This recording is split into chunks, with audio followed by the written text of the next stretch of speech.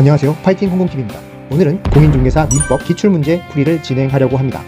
지금 이 시점에서 기출문제 풀이를 진행하는 이유에 대해서 말씀을 드리도록 하겠습니다. 무엇보다 파이팅 홍콩TV 스피드 암기 노트를 통해 공부를 하신 분들이라면 이 시점에서 충분히 기출문제 풀이가 가능할 것으로 생각됩니다. 또한 어차피 공인중개사 시험은 문제를 풀어야 하는 시험이기 때문에 공부를 시작하는 단계에서 어떻게 문제가 출제되는지에 대해서 경험을 하신다면 앞으로 공부를 하시는데 훨씬 더 효율적으로 공부를 진행할 수 있을 것이라 생각됩니다. 바로 시작합니다. 자, 41번 문제입니다. 다음 중 연결이 잘못된 것은? 이란 문제입니다. 1번 임차인의 필요비 상환 청구권. 필요비 상환 청구라는 것은 필요비를 받기 위해 청구를 한다는 뜻이죠. 하지만 이 청구만으로서 당연히 어떠한 효과가 발생되는 것은 아닙니다. 형성권이라 하면 어떠한 의사에 의해서 권리 변동 효과가 바로 발생하는 권리를 의미합니다. 따라서 필요비 상환 청구권은 말 그대로 청구권이고 상대방이 어떠한 행위를 요청하는 권리지 상대방이 그 행위를 이미 한 듯한 효과를 가져오는 형성권은 아닙니다. 따라서 임차인의 필요비 상환 청구권은 형성권이 아닙니다. 따라서 답은 바로 1번입니다. 자, 지명채권의 양도. 먼저 준물권행위라는 것을 아셔야 할 텐데 준물권행위란 물권 이외의 권리, 그러니까 물권이 아닌 다른 권리의 변동을 직접 발생시키는 법률행위입니다. 권리의 변동을 바로 갖고 오는데 그것이 대상이 물권은 아니지만 준물권, 다른 물권 이외의 다른 권리의 변동을 직접 발생시키는 법률행위를 준물권행위라고 합니다. 이 용어 자체가 어려우시다면 어떤 것이 준물권행위에 해당하는지에 대해서 암기하시는 것도 방법이 될 것입니다. 무엇보다 가장 대표적인 것이 지명채권의 양도입니다. 지명채권의 양도. 이거는 맞는 지문이겠죠? 그 외에도 채무면제, 그죠? 그 다음에 지식재산권의 양도 등이 여기에 준물권행위에 해당합니다. 3번 질문 살펴봅니다. 부동산 매매에 의한 소유권 취득, 특정 승계. 맞습니다. 특정 승계라 하면 어떤 상대방이 특정인에게 소유권을 넘겨주는 행위를 특정 승계라고 하는 것입니다. 특정인을 통해 승계되는 것이기 때문에 당연히 특정 승계에 해당하죠. 자, 4번 부동산 점유 취득 시효 완성으로 인한 소유권 취득은 원시 취득이다. 맞습니다. 원시 취득. 누구로부터 이전받는 게 아니고 최초로 받는 것이죠. 물론 원래 소유주가 있는 경우가 있을 수 있겠지만 그 사람으로부터 넘겨받는 승계 취득은 아닙니다. 그렇기 때문에 최초로 받는 원시 취득에 해당하고요. 그리고 부동산 점유 취득 완성으로 인한 소유권 취득은 기본적으로 참고로 등기를 해야 소유권을 취득한다는 점도 기억하시기 바랍니다. 자, 무권대리의 추인 여부에 대한 확답의 최고 의사의 통지. 맞습니다. 자, 42번 불공정한 법률 행위에 관한 설명으로 옳은 것을 찾는 문제입니다. 자, 불공정한 법률 행위. 법률 행위는 뭐죠? 무효에 해당하죠. 불공정한 법률 행위는 무효 행위에 해당하고 따라서 무효 행위 전환에 관한 규정이 법리가 적용될 수 있다. 맞는 지문입니다. 자, 불공정한 법률 행위의 무효이고 따라서 추인은 원칙적으로 불가합니다. 왜냐하면 불공정한 법률 행위 자체를 그거는 법에 의해서 무효인 행위죠. 그거를 누군가의 의사에 의해서 추인으로 의해서 유효로 돌릴 수는 없습니다. 따라서 추인은 불가하다. 하지만 그럼에도 불구하고 무효 행위의 전환 규정은 적용된다는 점을 꼭 기억해 주시기 바랍니다. 자, 불공정한 법률 행위, 무효 행위 전환 규정 적용된다. 자, 2번 지문 살펴보도록 하겠습니다. 경락 대금과 목적물의 시가에 경락이죠. 경매에 의한 것이죠. 목적물의 시가 사이에 현저한 차이가 있다. 이럴 때는 불공정한 법률 행위가 성립할 수 있다. 그렇지 않습니다. 불공정한 법률 행위잖아요. 불공정한 법률 행위. 말 그대로 주로 사인 간의 계약, 거래를 통해 법률 행위를 통해서 대가를 주고받을 때 그 대가 사이에 현저한 불공정이 있다. 이러면 불공정한 법률 행위에 해당하지만 경매에 의한 것은 법률 행위에 의한 어떠한 권리의 취득이 아니기 때문에 불공정한 법률 행위는 적용되지 않습니다. 경매는 법률 행위에 적용될 수 없다. 불공정한 법률 행위에 적용될 수 없다. 그래서 2번은 틀린 지문에 해당하게 됩니다. 자, 3번 지문 살펴보도록 하겠습니다. 급부와 반대급부 사이에 현저한 불균형이 있는 경우 원칙적으로 그 불균형 부분에 한하여 무효가 된다. 자, 급부와 반대급부 사이 현저한 불균형이 있는 경우는 원칙은 뭐죠? 무효는 원래 전체 무효가 됨이 원칙입니다. 불균형 부분에 하나의 무효가 되는 것이 아니고 뭐죠? 전체가 무효가 된다. 전체가 무효가 된다.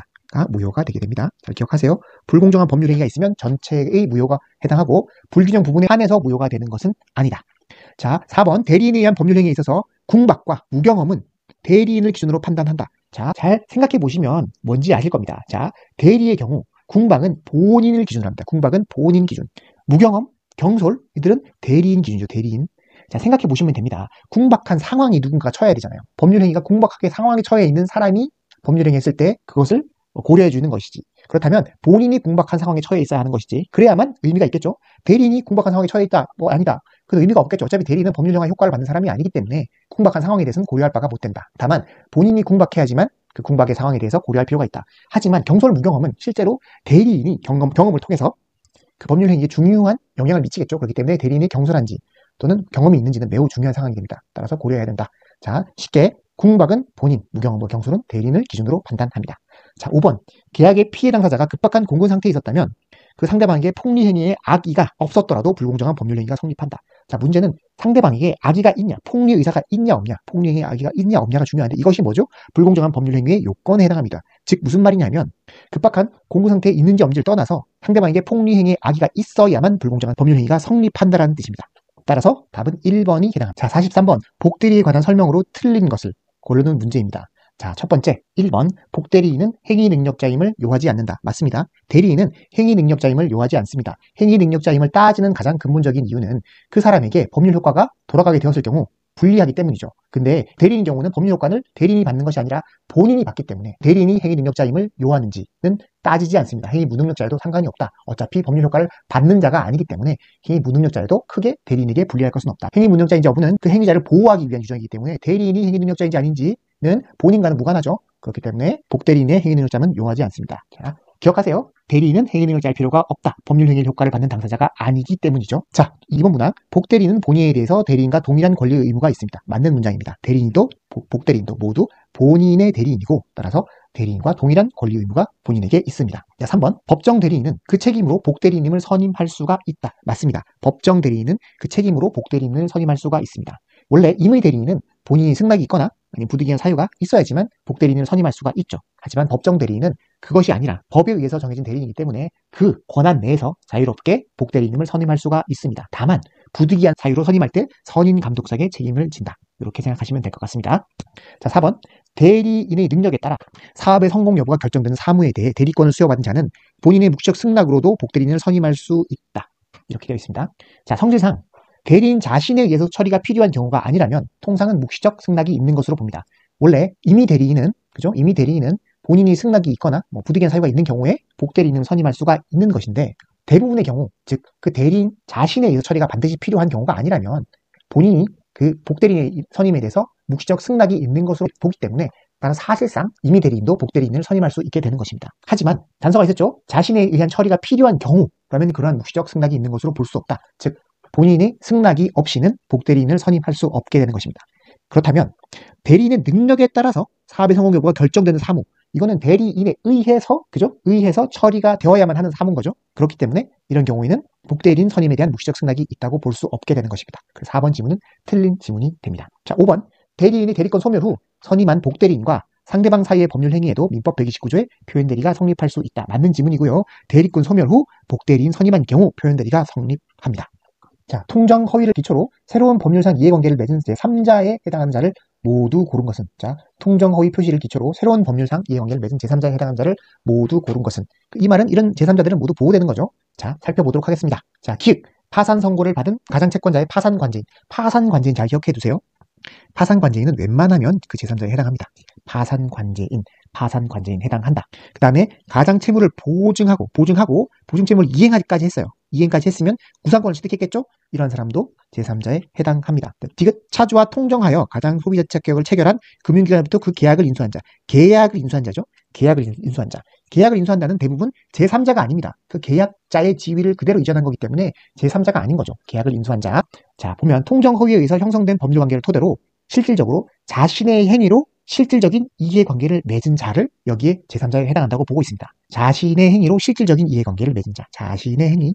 직접 어떤 행위를 하는 경우에 보통 행위를 해가지고 실질적인 이해관계를 맺은 사람들입니다. 주로 등기, 가압류, 채무의 이행 등을 한 경우가 대부분이고, 자, 예를 살펴본다면 가장 전세권에 저당권을 취득한 자, 전세권에 파산관제인, 모든 파산채권자가 악의가 아닌 한 선의로 보호됩니다. 파산관제인 모두 보호된다.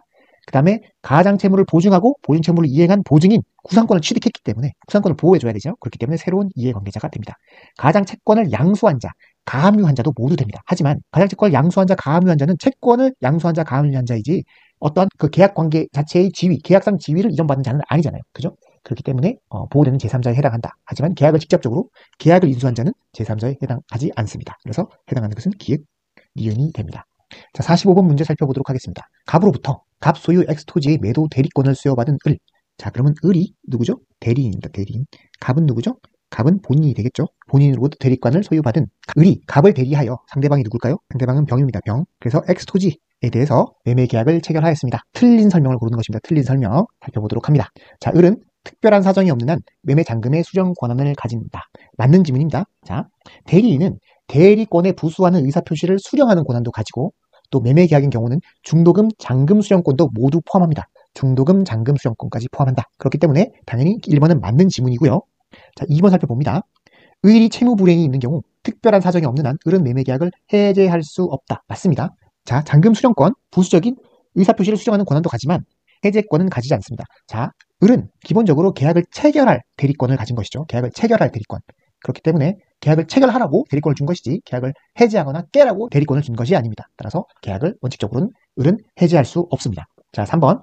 자, 매매 계약 시 원상 회복 등의 의무는 갑과 병이 부담한 자. 갑과 병이 누구죠? 이 계약의 당사자는 갑과 병이죠. 을은 대리인일 뿐입니다. 을. 따라서 이 계약상의 권리 의무의 주체는 그죠? 갑과 병이고 따라서 계약을 해지했을 경우 원상회복 의무도 갑과 병이 부담하는 것입니다. 즉 계약 당사자가 부담한다. 그래서 한 번도 맞는 지문이 되겠습니다. 자, 4번. 병이 매매 계약을 해지한 경우 해지했습니다. 자, 병은 을에게 채무 불이행이라는 손해배상 청구를 할 수 없다. 당연한 얘기죠. 손해배상 청구도 계약상 채무를 불이행한 사람에게 하는 것이죠. 그죠? 해제로 인한 손해배상 청구권도 그 해제 상대방, 계약상 상대방, 계약 당사자에게 하는 것입니다. 그래서 병은 원칙적으로 갑에게 손해배상 청구를 할 수 있습니다. 대리는 법률 행위의 효과를 받는 사람이 아니에요. 그러니까 이 계약상 효과, 계약에 따른 이행 의무라든가 해제에 따른 손해배상이라든가 이런 아무런 효과를 받지 않습니다. 그래서 그 계약상의 권리 의무, 해제에 따른 원상회복의 효과, 의무 등은 모두 계약 당사자인 갑과 병이 부담한다. 이렇게 생각하시면 될 것 같아요. 자, 5번 봅니다. 을이 자기의 이익을 위해서 배임적 대리행위를 하였고 병도 이를 안 경우에는 대리행위는 갑에게 효력을 미친다? 아닙니다. 미치지 않습니다. 이런 행위를 보통 대리권의 남용이라고 하는데 완벽히 겉모습은 대리행위를 한 것이지만 실제로는 대리인 자신 또는 제3자, 본인이 아닌 대리인 자신이나 제3자의 이익을 도모하는 행위입니다. 이럴 경우 원칙적으로 다 유효하죠. 하지만 그럼에도 불구하고 대리인의 배임 행위를 상대방이 알았거나 알 수 있었다면 이러한 계약 자체는 무효가 됩니다. 병이 알았죠? 그렇기 때문에 대리행위는 갑에게 효력을 미치지 않고 무효가 되게 됩니다. 자, 그래서 정답은 5번이 됩니다. 틀린 질문 5번. 자, 46번 살펴봅니다. 반사회 질서의 법률 행위에 해당하지 않는 것을 모두 고른 것은? 자, 반사회 질서 법률 행위에 해당하지 않는 것을 모두 고른 것은? 기억. 자, 2023년 체결된 형사사건에 관한 성공보수약정. 형사사건에 대한 성공보수약정은 반사회적 법률 행위에 해당하여 무효에 해당하게 됩니다. 이건 무효다. 이런 판례가 나와서 형사사건 성공보수약정은 반사회적 법률 행위로 무효가 되게 되었습니다. 그러면 기억은 답이 아니겠죠? 자, 니은 살펴봅니다. 반사회적 행위에 의해서 조성된 비자금을 소극적으로 은닉하기 위해서 체결된 임치약정. 자, 반사회적 행위를 통해서 결과로 조성된 비자금이 완성되었습니다. 이 비자금을 가지고 추가로 별도의 임치약정을 한 경우입니다. 소극적으로 은닉하기 위해서. 그죠? 이런 임치약정은 반사회적 법률 행위가 아닙니다. 반사회적 법률 행위가 아니다. 그렇기 때문에 이것은 유효한 약정이 되겠죠. 잘 기억해두세요. 소극적으로 은닉하기 위한 체결한 임치약정은 반사회적 법률 행위가 아니다. 그 다음에 산모가 우연한 사고에 대비해서 태아의 상해를 대비하기 위해서 자신을 보험 수익자로 태아를 피보험자로 체결한 상해보험계약. 자, 이것이 큰 무슨 잘못이 있나요? 어떠한 반사회적 질서가 있나요? 보험계약 같은 경우는 어떤 보험 사기를 위한 경우라든가 아니면 보험금을 타내기 위해서 도저히 받아들일 수 없는 그죠? 그러한 악의적인 의도가 있는 경우가 아니라면 보험계약은 유효하게 됩니다. 우연한 사고에 대비하기 위한 거니까 이러한 행위까지 당연히 반사회적 법률 행위라고 볼 수는 없는 것이죠. 자, 답은 니은과 디귿이 되겠습니다. 47번 살펴보겠습니다. 무권 대리인 을. 을은 무권 대리인입니다. 무권 대리인 을이 갑을 대리하여, 무권 대리죠. 갑을 대리하여 X토지를 병에게 매도하는 계약을 체결하였다. 옳은 것을 고르는 문제입니다. 자, 1번. 매매 계약이 체결된 후에 갑이 X토지를 병에게 매도하고 소유권 이전 등기를 마쳤다면, 원래 갑이 정에게 계약을 체결하고 소유권 이전 등기까지 마쳤어요. 등기까지 갔다. 등기. 근데 원래 갑이 무권 대리인 을을 통해서 병에게도 토지를 매도했죠. 그죠? 그렇다면 이 상태인데 갑이 을의 행위를 추인했다 하더라도 정은 유효하게 그 소유권을 취득한다. 맞습니다. 맞는 지문이죠. 자, 보시면 갑이 을의 무권 대리 행위를 추인하면 어떻게 되죠? 마치 갑과 병이 매매 계약을 체결한 것처럼 되잖아요. 그죠? 이건 채권 행위니까 이 채권 행위 자체가 유효하다고 볼 수 있고 갑정 사이의 채권 행위도 유효하다고 볼 수 있겠죠. 그죠? 근데 채권 행위 간에는 서로 간에 채권 간에는 뭐죠? 우열 관계가 없어요. 그렇기 때문에 이런 것을 마치 부동산의 이중 매매 비슷한 거죠. 하나의 부동산에 대해서 두 개의 채권 계약, 매매 계약을 통해서 소유권을 이전하겠다는 약정을 한 경우, 이럴 경우 소유권 누가 취득하느냐? 등기를 취득한 자가 취득하죠. 먼저 취득한 자. 따라서 마치 부동산 이중 매매처럼 정이 등기를 통해서 소유권을 취득하게 됩니다. 자, 을이 2번 지문입니다. 갑을 단독 상속한 경우 특별한 사정이 없는 한 을은 본인의 지위에서 추인을 거절할 수 있다. 자, 틀렸죠. 왜 틀렸을까요? 자, 무권 대리인이 본인을 상속했다. 무권 대리인이 본인을 상속하면 그러면 두 가지 지위를 모두 가지고 있는 거죠. 무권 대리인의 지위와 본인으로서의 지위를 다 가지게 되는데, 그죠? 그런데 이 경우 원래는 본인이 지위라면 추인을 거절할 수 있어야 하는 건데 이 본인이 사실상 이 무권 대리 행위를 한 사람이라면 그 사람이 같은 사람인데 내가 본인의 지위를 상속했기 때문에 추인을 거절할 수 있어 들어가면 되게 이상하겠죠. 이럴 경우에는 그죠? 지위에서 추인을 거절할 수 있는 것은 아닙니다. 선이 무과실 상대방에게 신의칙상 추인을 거절하지 못합니다. 이거는 틀린 지문이 되겠네요. 자, 3번 봅니다. 갑의 단독 상속인은 병은 갑에 대해 미매의 계약을 추인할 수 없다. 자, 갑의 단독 상속인 병은 그 단독 상속인 갑 본인의 지위를 상속하죠. 그럼 이게 무네 무, 그죠? 그럼 무는 뭐예요? 마치 본인과 같다는 거죠. 본인은 따라서 본인의 지위에서 추인을 거절할 수가 있겠죠. 당연한 얘기입니다. 본인은 추인을 거절할 수 있으니까 그 상속인도 추인을 거절할 수 있습니다. 자, 병은 을과의 매매 계약을 체결할 당시 을에게 대리권이 없음을 안 경우, 상대방이 무권 대리인에 대해서 악이라는 거죠. 악인 경우 갑의 추인이 있을 때까지 철회할 수 있다. 원래 무권 대리인의 상대방은 그 대리 행위 자체를 철회할 수 있습니다. 철회. 근데 철회하지 못하는 경우가 있죠. 상대방이 악이라면 철회할 수 없다. 즉 철회권은 선의의 상대방만 가질 수 있다. 그래서 악이라면 철회할 수가 없습니다. 틀린 지문. 자, 갑이 을의 대리 행위에 대해서 추인을 거절하면 추인 거절 할 수 있겠죠. 본인은 추인을 거절할 수 있습니다. 그럼 보통 무권 대리인은 책임을 집니다. 근데 만약에 미성년자라면 병은 을에 대해 손해배상을 청구할 수 있을까요? 없습니다. 통상적은 무권 대리인의 책임을 묻기 위해서는 본인의 추인이 없어야 되고 상대방도 선이 무과실해야 되고 상대방 철회권도 행사되지 않아야 하고 대리인이 제한 능력자가 아니어야만 합니다. 대리인이 제한 능력자, 미성년자가 아니어야만 합니다. 따라서 미성년자라면 그에게 책임을 물을 수 없습니다. 무권 대리인에게 책임을 물을 수 없다. 48번 민법상 합유에 관한 설명으로 틀린 것을 고르는 문제입니다. 합유에 관한 설명. 자, 합유자의 권리는 합유물 전부에 미친다. 맞습니다. 합유자의 권리는 합유물 전부에 미치죠. 특별한 구분되어 있거나 이렇지 않습니다. 전부에 미치고, 자, 합유자는 합유물의 분할을 청구하지 못합니다. 왜일까요? 합유라는 것은 조합, 어떠한 사업 목적을 가진 조합원의 공동 소유 형태입니다. 그렇기 때문에 사업의 목적에 있는 한 누군가가 잘라가고 이러면 안 되겠죠. 그렇기 때문에 분할을 청구하지 못하는 것입니다. 매우 강한 유대관계가 있기 때문에 붙어 있어야 된다.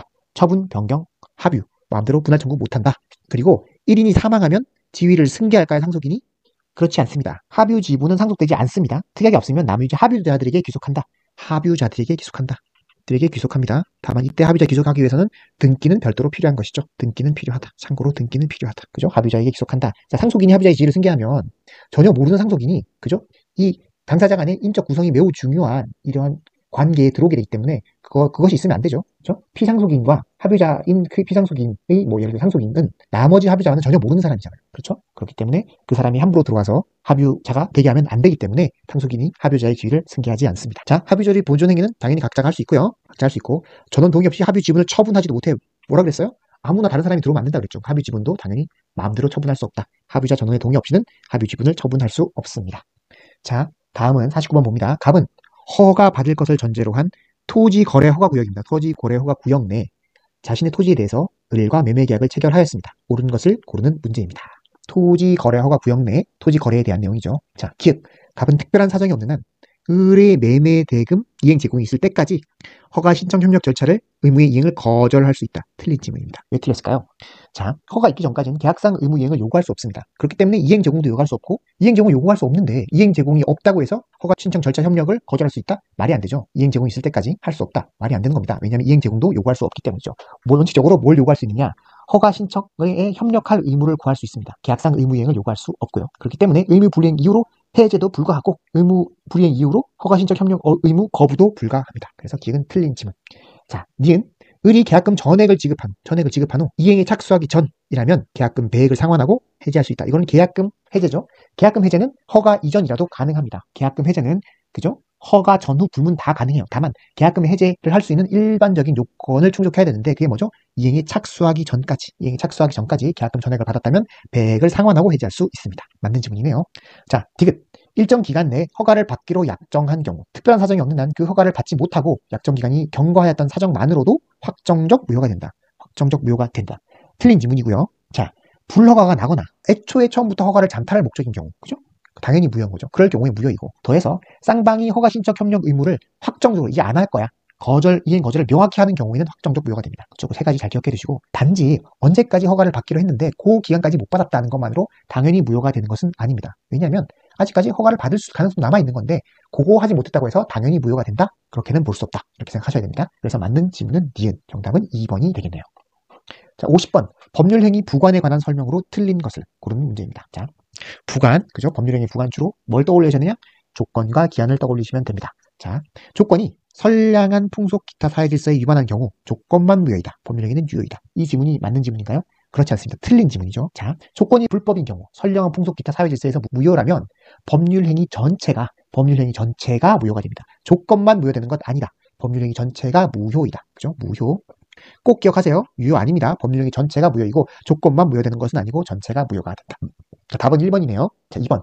법률행위에 조건이 붙어있는지 여부는 조건의 존재를 주장하는 자가 주장 입증 책임이 있습니다. 맞는 질문입니다. 조건이 존재를 주장하는 자가 주장 입증해야 된다. 그죠? 그러면 조건은 있는지 없는지는 조건이 있다고 주장하는 사람이 주장 입증하고, 그죠? 조건이 성취가 됐다고 주장하는 사람이 조건 성취를 주장 입증하는 것이겠죠? 그렇기 때문에 기본적으로 조건의 존재를 주장하는 자에게 증명 책임이 있습니다. 자, 기한은 특별한 사정이 없는 한 채무자의 이익을 위한 것으로 주장한다. 이거 꼭 기억하세요. 기한은 채무자의 이익을 위해 있는 것으로 주장한다. 설명을 드리면 기한의 이익이란 기한이 도래하기 전까지 가지는 이익, 당사자가 갖는 이익을 말하는데 주로 기한의 이익은 채무자를 위한 것입니다. 왜냐하면 채권에 기한이 붙어 있다면, 그죠? 기한 때까지는 채무자가 그 채무의 이행을 하지 않아도 되는 거잖아요. 기한이 도래해야지만 그때부터 이행을 해야 한다. 의무가 생긴다. 그죠?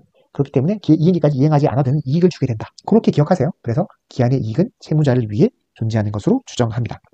자, 조건부 법률 행위의 경우 기성조건이 해제 조건이면 법률 행위는 무효이다. 기성조건 뭐죠? 이미 이루어진, 이미 달성한 조건이 성취된 조건이죠. 그죠? 성취된 조건인데 이미 조건이 성취됐어요. 해제 조건은 뭐죠? 법률 행위의 효과가 없어지는 조건이죠. 법률 행위가 없어지는 조건이 이미 발생했어요. 법률 행위가 없다는 거잖아요. 처음부터. 그러면 법률 행위는 당연히 무효이겠죠. 어려우시면 기억하시죠? 기해무 불정무, 기해무 불정무, 기해 기성조건이 해제 조건이면 무효이다. 불정무, 불능 조건이 정지 조건이면 무효이다. 그럼 뭐겠어요? 반대, 정지 조건이 해제 조건이면 뭐겠어요? 정지 조건이 해제 조건이면. 그 다음에 불능 조건이 정지 조건이면 뭐죠? 주로 조건 없는 법률 행위가 되게 되는 것이죠. 기해무 불정, 기성 조건이 정지 조건이면, 그죠? 조건 없는 행위가 되는 거죠. 불능 조건이 해제 조건이면, 불능 조건이 해제 조건이면 조건 없는 법률 행위가 된다. 자, 5번 봅니다. 종기 있는 기해무 불정무 꼭 기억하세요. 기해무 불정무 이거 기억하시고. 자, 종기 있는 법률 행위는 기한이 도래한 때부터 효력을 잃는다. 맞죠? 종기라는 것은 그 종기가 다다르면 기한이 효력의 소멸을 가져오는 조건을 뜻하기 때문입니다. 종기가 있는 법률 행위는 기한이 도래한 때부터 효력을 잃는다. 그래서 답은 1. 네, 51번 문제 보도록 하겠습니다. 법률 행위의 무효와 추인에 관한 설명으로 옳은 것, 무효 행위의 무효와 추인에 관한 설명으로 옳은 것을 모두 고르는 문제입니다. 자, 기억 봅니다. 무효인 법률 행위의 추인은 무효 원인이 소멸한 뒤, 그죠? 본인이 무효임을 알고 추인해야 그 효력이 있다. 맞는 질문입니다. 자, 무효행위 추인의 요건을 살펴보면 무효인 법률행위가 먼저 존재하고 그 다음에 무효임을 알고 추인의 의사를 가지고 추인을 해야 됩니다. 그러니까 가정적 의사로는 부족하고요. 무효임을 알고 추인을 하고 추인의 의사가 명시적으로 존재해야 합니다. 그리고 무효의 원인이 소멸한 후에 해야 한다는 것. 그리고 유효한 법률행위 요건도 존재해야겠죠. 그래서 기억 지문은 맞는 지문입니다. 니은 지문. 무권리자의 처분입니다. 계약으로 이루어진 경우 권리자가 추인할 수 있죠. 추인하면 원칙적으로 효과는 체결 시에 소급하여 귀속된다. 이 지문이 맞느냐? 자, 원칙적으로 무효행위의 추인은 추인 시부터 유효의 효과가 있습니다. 하지만 무권리자의 처분 행위의 추인은 마치 무권대리 행위의 추인과 유사하기 때문에 무권대리 추인의 효과를 유추 적용합니다. 따라서 무권대리 행위 추인 효과는 원칙적으로 소급하기 때문에 따라서 무권리자의 처분에 대한 추인도 소급하여 권리자에게 귀속되게 됩니다. 맞는 지문이죠. 자, 다음 지문. 양도금지 특약에 위반하여 무효. 양도금지 특약이 있고 그 특약에 위반하여 채권 양도를 하면 무효가 됩니다. 양도금지 특약이 있는데 양도하지 말자. 당사자가 특약을 했는데 그 특약에 위반해서 채권을 양도하게 되면 무효하게 됩니다. 무효. 근데 이 경우에도 채무자가 승낙하면 효과는 승낙 시부터 발생한다. 맞는 지문입니다. 자, 양도금지 특약 위반은 원칙적으로 무효이죠. 다만 선의 양수인에게 대항하지 못합니다. 어쨌거나 무효인 채권 양도를 추인하면 사후 승낙이죠. 그때는 그 추인 시부터, 마치 무효행위 추인과 마찬가지로 추인 시부터, 근데 여기서는 승낙을 했을 때죠. 승낙이라는 게 추인할 때랑 똑같은 거잖아요. 승낙 시부터 그 유효의 효과가 발생하게 됩니다. 그래서 기응, 니은, 디귿 모두 맞는 지문이 됩니다. 자, 52번 문제입니다. 점유자와 회복자의 관계. 점유자와 회복자. 이게 무슨 말이냐면 어떤 점유 물건을 갑이 점유하고 있다가 돌려줘야 될 수 있겠죠. 누구한지 정확히 모르겠지만 어떤 이유로 우리에게 돌려줬을 때 이 갑이 원래 물건에다가 예를 들어 비용을 들었을 수도 있고 여러 가지 문제가 있겠죠. 아니면 과실을 취득했을 수도 있고 요때 이 비용을 누가 부담하느냐, 과실 취득을 돌려줘야 되느냐 말아야 되느냐 요 얘기죠. 회복자에 관한 설명으로 옳은 것을 고르는 문제입니다. 자, 점유물이 점유자의 책임 있는 사유, 갖고 있는 사람이 잘못해가지고 멸실됐어요. 멸실. 책임 있는 사유로 멸실됐다. 그럴 때 선이이고 타주 점유입니다. 이익이 현존하는 범위 내에서 배상해야 한다. 틀린 지문입니다. 이익이 현존하는 한도에서 배상할 수 있는 사람이 있습니다. 즉 선이이고 더하기 자주 점유한 사람. 자주 점유한 사람은 현존 이익 범위 내에서 배상할 수 있습니다. 이거는 선이이고 타주. 선이 자주 아니면 다 현존 이익 한도에서 배상 못한다. 이렇게 기억하시면 됩니다. 그래서 1번은 틀린 지문이 됩니다. 자, 악의의 점유자는 악이죠. 악의의 점유자는 특별한 사정이 없는 한 통상의 필요비를 청구할 수 있다. 통상의 필요비를 청구할 수 있다. 통상의 필요비는 기억하세요. 선악불문 다 청구할 수 있습니다. 그래서 맞는 지문이 됩니다. 선악불문, 통상의 필요비는 점유자가 청구할 수 있다. 기억하세요. 3번 지문 봅니다. 점유자의 필요비의 상환 청구권에 대해서 법원은 회복자의 청구에 의해 상당한 상환기간을 허용할 수 있다. 무슨 말이냐면 지금 주세요 했는데 법원이 좀 기간을 좀 정해줄 테니 그 기간을 지날 때까지 좀 기다려 하는 거죠. 상당한 기간을 허용하는 거죠. 근데 법원이 상당한 상환기간을 허용할 수 있는 것은 뭐에 대해서? 유익비에 대해서. 유익비. 필요비 아닙니다. 그러니까 틀린 지문이겠죠. 유익비에 대해서는 법원이 상당한 기간을 허용할 수 있다. 그렇기 때문에 유익비를 투입했을 경우 법원이 상당한 기간을 허용하게 되면 그때까지 유익비 청구를 못하는 거예요. 그 유익비에 기간이 도래하지 않은 거죠. 그렇기 때문에 유예기간 동안은 유치권 행사도 사실상 불가능하게 된다. 여기까지 연결해서 기억해 두시면 될 것 같습니다. 자, 4번 봅니다. 이행지체로 인해서 매매계약이 해제된 경우 선의의 점유자인 매수인에게 과실수취권이 인정된다. 통상 선의의 점유자에게는 과실수취권이 인정됩니다. 이것이 점유자와 회복자의 관계에 관한 민법상 규정인데요. 다만 해제가 있을 경우에는 민법상 점유자와 회복자 관계에 관한 민법상 규정이 적용되는 것이 아니라 해제에 관한 규정, 그러니까 민법 548조 해제에 관한 규정이 먼저 적용이 되기 때문에 이럴 때는 과실수취권이 없습니다. 과실수취권이 없어요. 무슨 말이냐면 모두 원상회복한다. 과실 가질 수 없어요. 원상회복한다. 해제는 뭐죠? 해제는 계약상 권리 의무가 없어지고 그 대신 뭐 받은 게 있다면 모두 원상회복해서 돌려준다. 그렇기 때문에 과실도 취득하지 못한다. 해제에 있어서는 해제에 관한 548조민법 규정이 먼저 적용된다. 꼭 기억하세요. 해제 좀 다르다. 원상회복이다. 해제는 원상회복이다. 이렇게 기억하시면 됩니다. 자, 5번 틀린 지문이죠. 5번 음비에 의한 점유자는 과실 취득한다? 못하죠. 과실 취득 못합니다.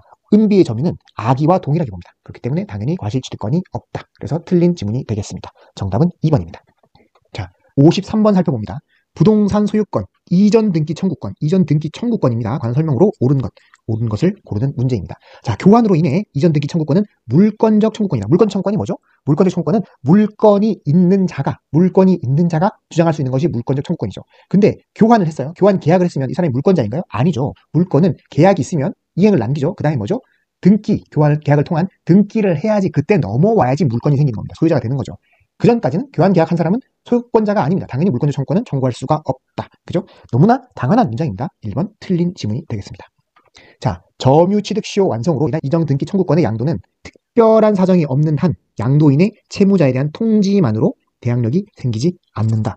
자, 원래 매매 계약 같은 경우는요. 매도인과 매수인이 약간 좀 특별한 관계예요. 서로 매도인, 매수인이 누군지가 되게 중요한 계약이거든요. 매매 계약 같은 경우는. 그렇기 때문에 내가 여기서 예를 들어 이전 등기 받을 청구권, 그죠? 소유권은 넘겨받을 이 권리를 다른 사람에게 함부로 을의 동의 없이 함부로 넘기지 못하도록 되어 있습니다. 그러니까 단순히 내가 넘길게 을한테 얘기만 해가지고는 을한테 대항을 못해요. 을의 동의를 받아야지만 그 이전 등기 청구권을 넘기고 을이 병에게 이전 등기 청구를 할 수 있게 되는 것이죠.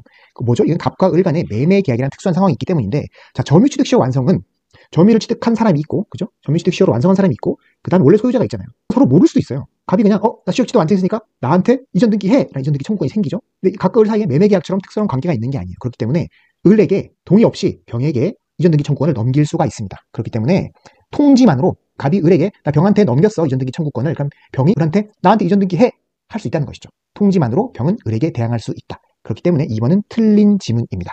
자, 3번 지문 봅니다. 3번 지문. 매수인이 부동산을 인도받았어. 매매 계약에 매수인이 인도받아서 사용수익까지 하고 있어. 인도를 받고 사용수익하고 있는 이상 매수인의 이전 등기 청구권은 시효로 소멸하지 않는다. 매수인의 이동 등기 청구권은 시효로 소멸하지 않는다. 맞는 지문입니다. 부동산 매수인이 점유를 인도받아 사용수익하고 있다면 시효에 걸리지 않는다. 이건 꼭 기억하세요. 매매 계약에서 이 사람이 인도받아서 사용수익하고 있다면 등기는 아직 안 받았더라도 등기를 넘겨주세요 하는 이전 등기 청구권이 있는데 그것이 시효로 소멸하지 않습니다. 여기에 더해서 이 매수인이 타인에게 점유를 이전했을 경우도 있어요. 이것도 더 적극적인 권리 행사로 보기 때문에 이럴 경우에도 마찬가지로 이전 등기 청구권은 시효로 소멸하지 않습니다. 자, 3번은 맞는 지문이 되게 됩니다. 4번 점유 취득 시효 완성으로 인한 이전 등기 청구권은 점유가 계속되더라도 시효로 소멸한다. 자, 등기 청구권 말했죠. 점유하는 이상 시효에 걸리지 않습니다. 점유 취득 시효도 마찬가지고 점유를 계속하고 있는 한 시효로 소멸하지는 않습니다. 틀린 지문. 자, 5번 매매로 인한 이전 등기 청구권의 양도는 특별한 사정이 없는 한 양도인의 채무자에 대한 통지만으로 대항력이 생긴다. 아까 살펴봤죠, 이거? 이번 지문과 관련된 문장이죠. 통지만으로 대항력이 생긴다? 생기지 않죠. 매매 같은 경우는 좀 특수하기 때문에 채무자가, 즉 매매등기를 넘겨줄 매도인이죠. 매도인이 동의를 해야 된다. 채무자의 동의가 있어야지, 그죠? 동의가 있어야지 대항력, 그러니까 새로 이전 등기 청구권을 양도받은 사람이 매도인 채무자에게 나한테 이전 등기 해주세요 라고 대항할 수 있는 것입니다. 그래서 5번은 틀린 지문. 정답은 3번입니다. 54번 살펴봅니다. 물권적 청구권. 물권 청구권은 뭐라고 그랬죠? 물건이 있는 사람이 할 수 있는 거죠. 물권적 청구권에 관한 설명으로 틀린 것 고르는 문제입니다. 틀린 것. 자, 저당권이라는 물건이 있죠. 목적물에서 임의로 분리 반출된 물건을 자신에게 반환할 것을 청구할 수 있다. 틀린 지문입니다. 왜 틀렸을까요? 자, 저당권자는 당연히 물권적 청구권이 있습니다. 방해 배제 청구권으로 임의로 분리 반출된다면 저당권, 그 목적물의 가치가 떨어지잖아요. 그러면 안 되겠죠. 그렇기 때문에 원래 있던 대로 갖다 놔. 원래 있던 곳으로 반환하라는 청구는 가능합니다. 하지만 저당권자는 기본적으로 자신이 점유하고 있지 않기 때문에 자신에게 반환할 것을 청구할 수는 없는 것입니다. 그렇기 때문에 원래 있던 장소로, 원래 있던 곳으로 반환을 청구할 수 있습니다. 1번은 틀린 지문. 자신에게 반환할 것을 청구할 수는 없습니다. 자, 2번 봅니다. 진정명의 회복을 원인으로 한 소유권 이전 등기 청구권의 법적 성질은 소유권에 기한 방해 배제 청구권이다. 맞는 지문이죠? 자, 원래는 소유권이 예를 들어 갑에서 을로, 병으로 막 흘러갑니다. 정으로 계속 흘러갔어요. 근데 이게 이 등기가 다 잘못된 거예요. 그렇다면 원칙은 여전히 등기가 잘못된 건 무효의 등기면 원칙은 당연히 갑이 소유권자 그대로죠. 등기는 무효니까. 갑이 소유권이니까 소유권에 기해서 각 등기를 다 말소 청구할 수 있어요. 말소 청구. 다 말소 청구할 수 있어요. 그렇게 해서 얘 등기 말소, 저 등기, 을 등기만큼 별 등기 말소해서 결국은 자기 앞으로 등기를 회복할 수 있겠죠. 그것이 원래 소유권에 기한 방해배제 청구니까 당연히 물권적 청구권인데 어떤 사정에 의해서 병에서 을로서의 등기가 말소되고 을에서 별등 말소 못되고 을까지 병의 등기가 말소 못되는 그런 경우가 가끔 생겨요. 그런 경우가 실무상 있다 보니까 그럴 경우에는 이게 무효 등기인데 어떤 사정에 의해서 어떤 사정인지는 구체적으로 알 필요는 없어요. 공인중개사 단계에서는 아실 필요는 없고 어쨌거나 등기가 말소 못하게 돼요. 그럼 결국엔 말소가 순차적으로 말소돼야지 갑에게 소유권이 회복되는데 중간에 방해가 생겨가지고 만약에 말소를 못하게 되면 결국 못 잡잖아요.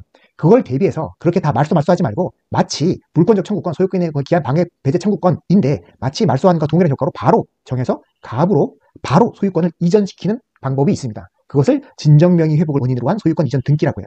즉, 다 말소시키는 소유권에 기한 방해 배제 청구권과 동일한 법적 성질인 거죠. 자, 다 말소시키는 게 원래 원칙이지만 그러지 못할 사정이 생기면 그냥 병에서 말소 등기가 아니라 이전 등기로 갑에게 회복시키는 방법이 있다. 그것이 진정명의 회복을 원인으로 한 소유권 이전 등기 청구권이고 법적 성질은 소유권에 기한 방해 배제 청구권이다.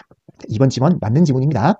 자, 3번. 소유자는 소유권을 방해하는 자에 대해서 민법 제214조에 기해 방해 배제 비용을 청구할 수 없다. 소유권자는 방해하는 자에 대해서 뭘 할 수 있죠? 소유물 방해 제거 청구합니다. 소유물 방해 제거 청구.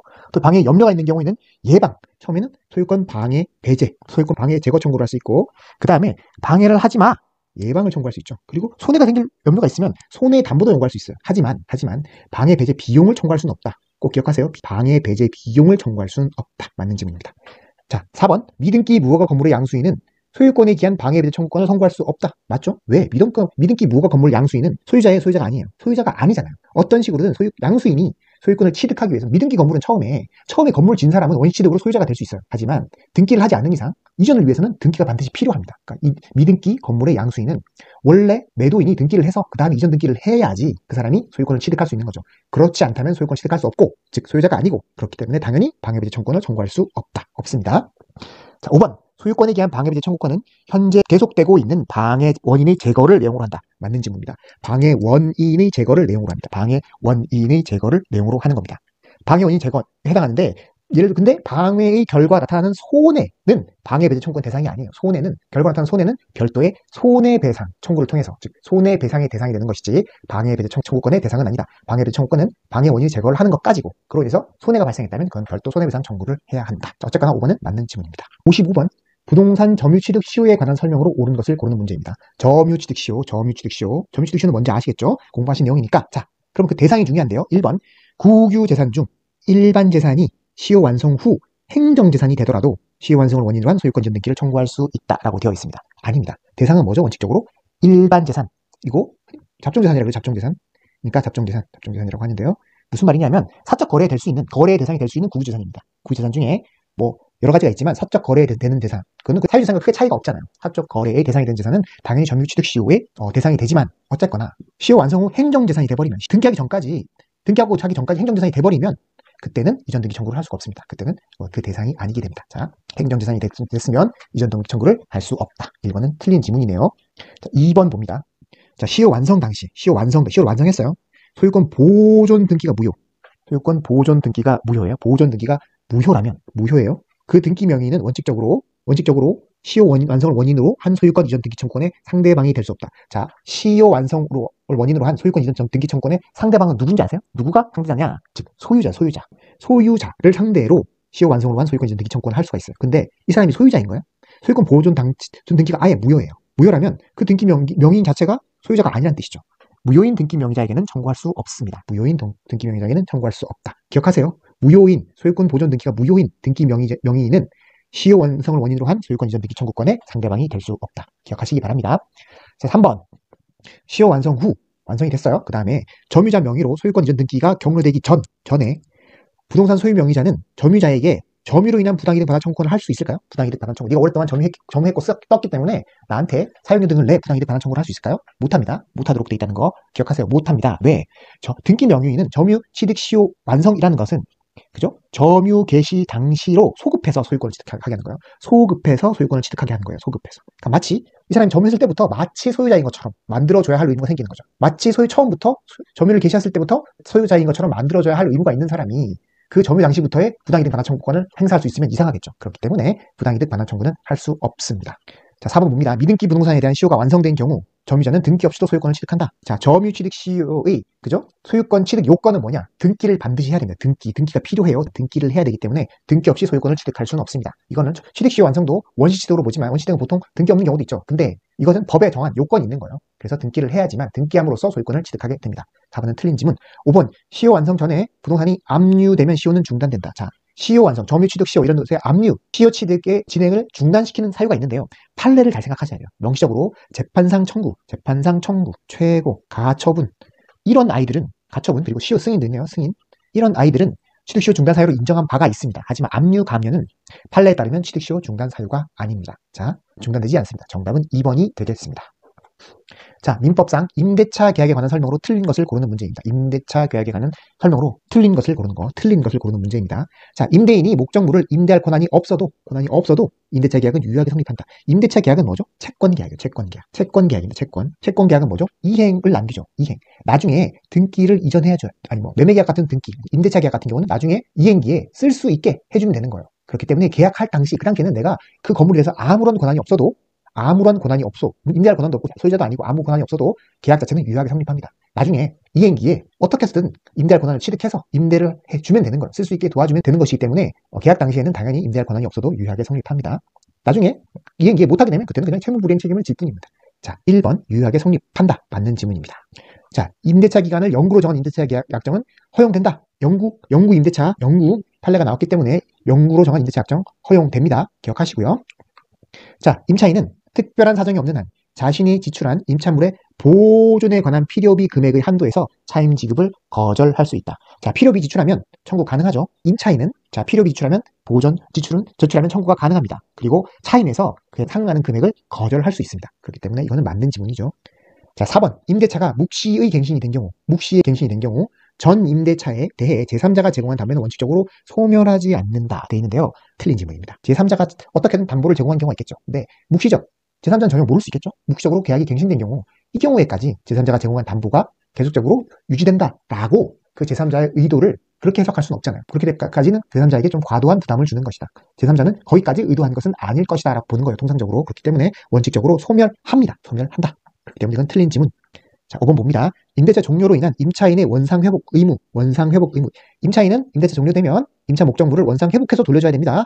이 원상회복 의무에는 임대 당시 부동산 용도에 맞게 다시 사용할 수 있는 협력 의무까지 포함한다. 맞는 내용입니다. 자, 원상회복은 임대 당시 상태로 사용할 수 있도록 하는 것이 원상회복이다. 그렇게 생각하시면 될 것 같습니다. 정답은 4번입니다. 자, 민법 157조 등기를 요하지 아니하는 부동산 물건 취득에 관한 설명으로 틀린 것은 원래 통상은 법률 행위에 의할 경우에는 물건을 취득하기 위해서는 등기를 해야 되죠. 하지만 법률 행위 외에 예를 들어 법률, 기타 등등 한 경우에는 부동산 물건 취득에 있어서 등기를 요하지 않습니다. 자, 거기서 대표적인 게 뭐뭐인지 하나씩 살펴보도록 하겠습니다. 자, 상속 맞습니다. 상속 부동산의 소유권을 등기 없이 취득한다. 상속 대표적인 예 맞는 지문입니다. 상속은 등기 없이 소유권을 취득합니다. 하지만 이들도 이거를 다시 또 이전 팔기 위해서는 등기가 필요하다. 여기까지는 기억하시죠? 상속 당연히 등기 없이 취득합니다. 그리고 판결도 있는데요. 판결은 상속도 있고 판결도 있어요. 형성 판결을 의미한다. 판결은 형성 판결을 의미합니다. 형성 판결. 그죠? 형성 판결. 즉 그러니까 이행 판결은 아니다. 형성 판결을 의미한다. 이것도 맞죠? 잘 기억해 두셨을 거라고 생각합니다. 자, 부동산 강제 경매에는 매수인이 매각 목적물 권리를 취득하는 시기. 경매에서도 상판경, 그죠? 상속, 판결, 경매 다, 그죠? 등기 없이 소유권을 취득하는데 경매에서 언제 취득하느냐? 매각 목적물의 권리를 취득하는 시기는 매각대금 완납 시. 매각대금을 돈을 내면 등기를 하지 않더라도 소유권을 취득합니다. 매각대금 완납 시. 경매 맞죠? 경매 맞고. 자, 부동산 소유권 이전을 내용으로 하는 화해조서. 기한 소유권 이전 등기는 등기를 요하지 않는다. 이것이 틀린 질문입니다. 화해조서는 판결이 아닙니다. 화해조서는 판결이 아니다. 그죠? 형성 판결에 의할 경우, 대표적인 게 공유물 분할 판결인데, 형성 판결을 했을 경우 등기 없이도 소유권 취득하지만 법정에 가서 하더라도 어째 하더라도 화해 조서를 쓴다. 조서를 쓰는 것은 예를 들어 그냥 뭐 이행 판결 같은 경우에 이행 판결을 받는 것과 유사한 효과를 가질 뿐이지 형성 판결이라고 볼 수는 없어요. 그렇기 때문에 화해 조서도 소유권의 기한 취득에는 등기를 요하지 않는다는 말은 틀렸습니다. 등기를 해야죠. 자, 신축. 상판경, 기억나죠? 상판경분, 기억나죠? 축. 신축이한 건물 소유권 취득에는 소유권 이전 등기를 요하지 않는다. 당연하죠. 내가 지어놨고, 내가 처음 취득한 사람은 등기하지 않더라도 당연히 내 것이다. 원시 취득한다. 5번은 맞는 지문. 그래서 틀린 지문은 4번이 됩니다. 자, 58번. 물건에 관한 설명으로 옳은 것. 물건이냐, 물건. 채권 아니죠. 물건에 관한 설명으로. 자, 물건 이외의 재산권은 물건의 객체가 될 수 없다. 맞는 지문인가요? 아니죠. 물건은 대부분 물건입니다. 그 객체가. 하지만 물건이 아닌 채권, 그 밖의 권리도 물건의 객체가 될 수 있다. 내가 뭔가를 소유해요. 소유하는 게 아파트, 땅 같은 물건일 수도 있지만 어떤 권리, 채권을 내가 소유할 수도 있잖아요. 은행에서 받을 돈이 있는데 은행에서 100만 원 받을 채권, 그것도 내가 소유할 수 있는 거잖아요. 그죠? 어쨌거나 채권도 객체가 될 수 있다. 대표적으로 은행에서 받을 돈, 채권, 받을 돈, 있는 권리, 채권, 그것도 소유할 수 있다. 물건, 소유권이잖아요. 소유권의 객체가 될 수 있다. 단순해서 그렇게 기억하시면 좋을 것 같아요. 자, 2번. 자, 물건은 부동산 등기 규칙에 의해서 상설될 수 있다, 없다? 없습니다. 자, 물건은 뭐라고 그랬죠? 물건 법정주의. 기억하실지 모르겠지만, 자, 물건은 뭐죠? 법정주의죠. 법정주의. 무슨 말이냐? 물건은 법으로 정해야 된다, 이 말입니다. 물법에서, 이때 법은 국회에서 제정한 법률이 원칙이다. 국회에서 제정한 재정법이 원칙이다. 명령이나 규칙은 원칙적으로 안 됩니다. 국회에서 제정한 법률. 하지만 제정한 법률과 동일한 효과를 가질 수 있는 것들이 있죠. 관습법에 의해서도 당연히 성립할 수가 있죠. 대표적인 것이 관습법상 법정지상권 같은 거. 어쨌거나 법이어야 한다는 거. 국회에서 제정한 재정법이거나 재정법과 동일한 효력을 가진다고 인정하고 있는 관습법 정도는 돼야지 물건을 창설할 수가 있습니다. 자, 3번 살펴보도록 하겠습니다. 자, 구분 소유의 목적이 되는 건물의 등기부상 표시에서 전유 부분의 면적 표시. 자, 잘 생각해주세요. 전유 부분의 면적 표시가 잘못된 거예요. 그 잘못된 표시만큼 보존 등기를 말소할 수 없다. 맞습니다. 자, 왜 그런가 하면 일단 부동산은 일물일권주의 원칙은, 그죠? 하나의 물건에는 하나의 권리가만 있다. 그렇기 때문에 하나의 물건의 구성 부분에는 물건이 성립할 수 없어요. 통상 그래요. 그죠? 그렇기 때문에 분할을 하지 않거나 그랬다면 일부분에 관해서 따로 소유권 보존 등기를 격려할 수도 없고, 하나의 물건이면 그냥 그 하나 물건 자체에다가 전체에 대해서 보존 등기를 하는 것이고, 당연히 그래야 돼요. 근데 만약에 이것이 잘못됐다. 그럴 경우에도 일부만을 말소하는 것은 허용되지 않아요. 일부만 말소되면 일부만 보존 등기가 남아있는 거고, 그건 마치 부동산 하나의 물건에다가 일부만 보존 등기를 한 것과 동일하잖아요. 그건 안 된다. 하나의 물건에는 하나의 보존 등기만 할 수 있다. 그렇기 때문에 이런 경우에는 뭘 한다? 그냥 경정 등기를 한다. 뭐 여기까지 외울 필요는 없지만 어쨌거나 경정 등기를 한다. 자, 일물일권주의 원칙상, 그죠? 소유권 보존 등기가 잘못됐다면 그 보존 등기의 일부를 말소 등기할 수는 없다. 자, 잘 기억하세요. 자, 4번. 한 필의 토지의 일부를 객체로 하여 지상권을 설정할 수 없다. 자, 일부를, 틀린 말이죠. 틀린 말입니다. 지상권은 한 필 토지 일부에 대해서도 가능해요. 이건 충분히 구분해서 일부에 대해서만 특정해서 할 수 있잖아요. 그죠? 구분 지상권도 설정할 수 있다는 걸 기억하시면 이거는 안 된다. 4번 틀린 지문. 5번 기술적 착오로 인해서 지적도의 경계선이 실제 경계선과 다르게 작성된 경우 토지의 경계는 지적도의 경계선에 의해서 확정된다. 자, 원래는 뭐죠? 그냥 지적 공부상 경계에 의해서 확정이 돼요. 지적 공부상 경계에 의해서 확정이 된다. 그죠? 지적도, 그러니까 지적 공부가 지적도의 경계선에 의해서 확정이 되는데 그 예외가 있습니다. 기술적 착오, 잘못됐을 경우에는 그런 특별한 사정이 있다면 실제의 경계에 의해서 그 경계선이 확정되게 됩니다. 그래서 5번은 틀린 지문. 자, 정답은 3번입니다. 자, 59번. 전세권에 관한 설명으로 옳은 것을 고르는 문제입니다. 옳은 것. 전세권 설정자의 목적물의 인도는 전세권의 성립 요건이다. 이렇게 되어 있습니다. 전세권은 뭐가 요건이죠? 전세권의 요건은 전세금이죠. 통상 전세금은 요건이 맞습니다. 전세금. 하지만 목적물의 인도는 전세권의 성립 요건은 아닙니다. 목적물의 인도는 전세권의 성립 요건은 아니다. 자, 기억하세요. 틀린 지문이고. 자, 2번. 타인의 토지에 있는 건물에 전세권을 설정한 경우 전세권의 효력은 그 건물의 소유를 목적으로 한 지상권에 미친다? 자, 맞는 지문입니다. 타인의 토지에 있는 건물에 전세권, 땅이 있고, 그죠? 자, 땅이 있어요. 땅이 있고 그 위에 건물이 있어요. 그죠? 땅은 다른 사람 거예요. 건물에 전세권을 설정했다는 거예요. 전세권을 얻었어. 전세권을 얻었어. 이 건물이 근데 다른 사람 땅 위에 있잖아요. 그러면 이 건물은 이 땅을 쓸 수 있는 권한을 반드시 가져야만 하잖아요. 그죠? 그렇기 때문에 이 경우 전세권의 효력은 그 건물의 소유를 목적으로 한 지상권이 뭐죠? 건물의 소유를 목적으로 한 땅을 쓸 수 있는 권리잖아요. 땅을 쓸 수 있는 이 지상권에도 당연히 미쳐야만 합니다. 그렇기 때문에 마찬가지로 토지의 지상권, 임차권 등에 미친다. 건물만 전세하고 토지를 쓸 수 있는 권한이 전혀 없으면 아무 의미가 없잖아요. 그래서 이 지문 잘 기억하세요. 타인의 토지에 있는 건물의 전세권을 설정한 경우에는 전세권 효력은 건물의 소유를 목적으로 한 지상권에도 미친다. 맞는 지문입니다. 자, 3번 봅니다. 전세권에 사용수익 권능을 배제했다. 사용수익 권능을 배제하고 담보만을 위한 전세권을 설정하는 것은 허용된다. 허용되지 않습니다. 기본적으로 전세권은 용익 물권, 사용수익권을 완전히 배제하면 무효입니다. 주로 담보를 위해서도 설정할 수 있어요. 담보를 위해서 실제로 많이 쓰긴 하는데 적어도 사용수익권을 완전히 배제하지는 않아야 합니다. 그렇기 때문에 사용수익권을 배제했다면 그 전세권은 무효, 전세권을 설정하는 것은 허용되지 않습니다. 자, 전세권 설정자는 4번 봅니다. 특별한 사정이 없는 한 목적물의 현상을 유지하고, 그죠? 유지하고 통상의 권리에 속한 수선을 해야만 합니다. 맞는 지문인가요? 아니죠. 통상의 전세권에 있어서는 통상의 관리에 속한 수선을 책임이 누가 있느냐? 전세권자가 있습니다. 전세권자. 전세권 설정자가 아니고 전세권자죠. 전세권자. 전세권자가 됩니다. 전세권자가 현상 유지하고 관리할, 수선하고 할 그런 책임이 있습니다. 따라서 전세권자는 임차권자와는 다르게 필요비 상환 청구권 인정 안 됩니다. 필요비 상환 청구 인정 안 된다. 어쨌거나 4번은 틀린 지문이 되겠습니다. 자, 5번 봅니다. 건물 전세권이 법정갱신됐다. 법정갱신됐다. 그죠? 법정갱신된 경우 전세권자는 이를 등기해야 하냐? 아니죠. 법정갱신은 뭐예요? 법정갱신은 법에 의한 거잖아요. 법에 의한, 법률 규정에 의한 물권 변동이기 때문에 등기가 필요하지 않고 제3자에게도 당연히 대항이 가능합니다. 등기해야? 아니죠. 등기하지 않고 대항할 수 있다. 5번은 틀린 지문입니다. 59번의 답은 2번이 되겠습니다. 자, 60번 환매, 민법상 환매에 관한 설명으로 틀린 것. 환매권은 양도할 수 없는 일신전세권이다. 아니죠. 환매권은 그냥 재산권이에요. 당연히 양도할 수 있고 양도할 수 없다. 일신전세권이다. 틀린 거죠. 일신전세권이 뭐죠? 일신전세권. 딱 그 사람에게만 속한 권리란 뜻이에요. 양도가 안 된다. 주로 이런 내용인데 환매권은 그런 권리가 아니죠. 양도할 수 있는 그냥 통상적인 양도 가능한 재산권입니다. 1번 틀린 문장. 바로 틀렸네요. 자, 매매 계약이 무효이면 환매 특약도 무효이다. 왜냐하면 환매 특약은 매매 계약의 부수한 종된 계약이에요. 그렇기 때문에 매매 계약 자체가 무효가 되면 환매 특약도 당연히 따라서 종된 계약이기 때문에 따라서 무효가 됩니다. 자, 환매 기간을 정한 경우 그 기간을 다시 연장하지 못한다. 자, 환매 기간은 정할 수 있어요. 뭐죠? 약정은 부동산은 5년, 동산은 3년이에요. 3년. 다만 연장을 불가하다. 연장하지 못한다. 연장하지 못합니다. 맞는 지문이네요. 자, 4번 봅니다. 환매 특약 등기는 매수인의 권리 취득의 등기에 부기하는 방식으로. 맞습니다. 등기는 매매 등기의 부기 등기 형태로 매매 등기와 동시에 이루어집니다. 부기 등기로 동시에 이루어진다. 맞는 지문.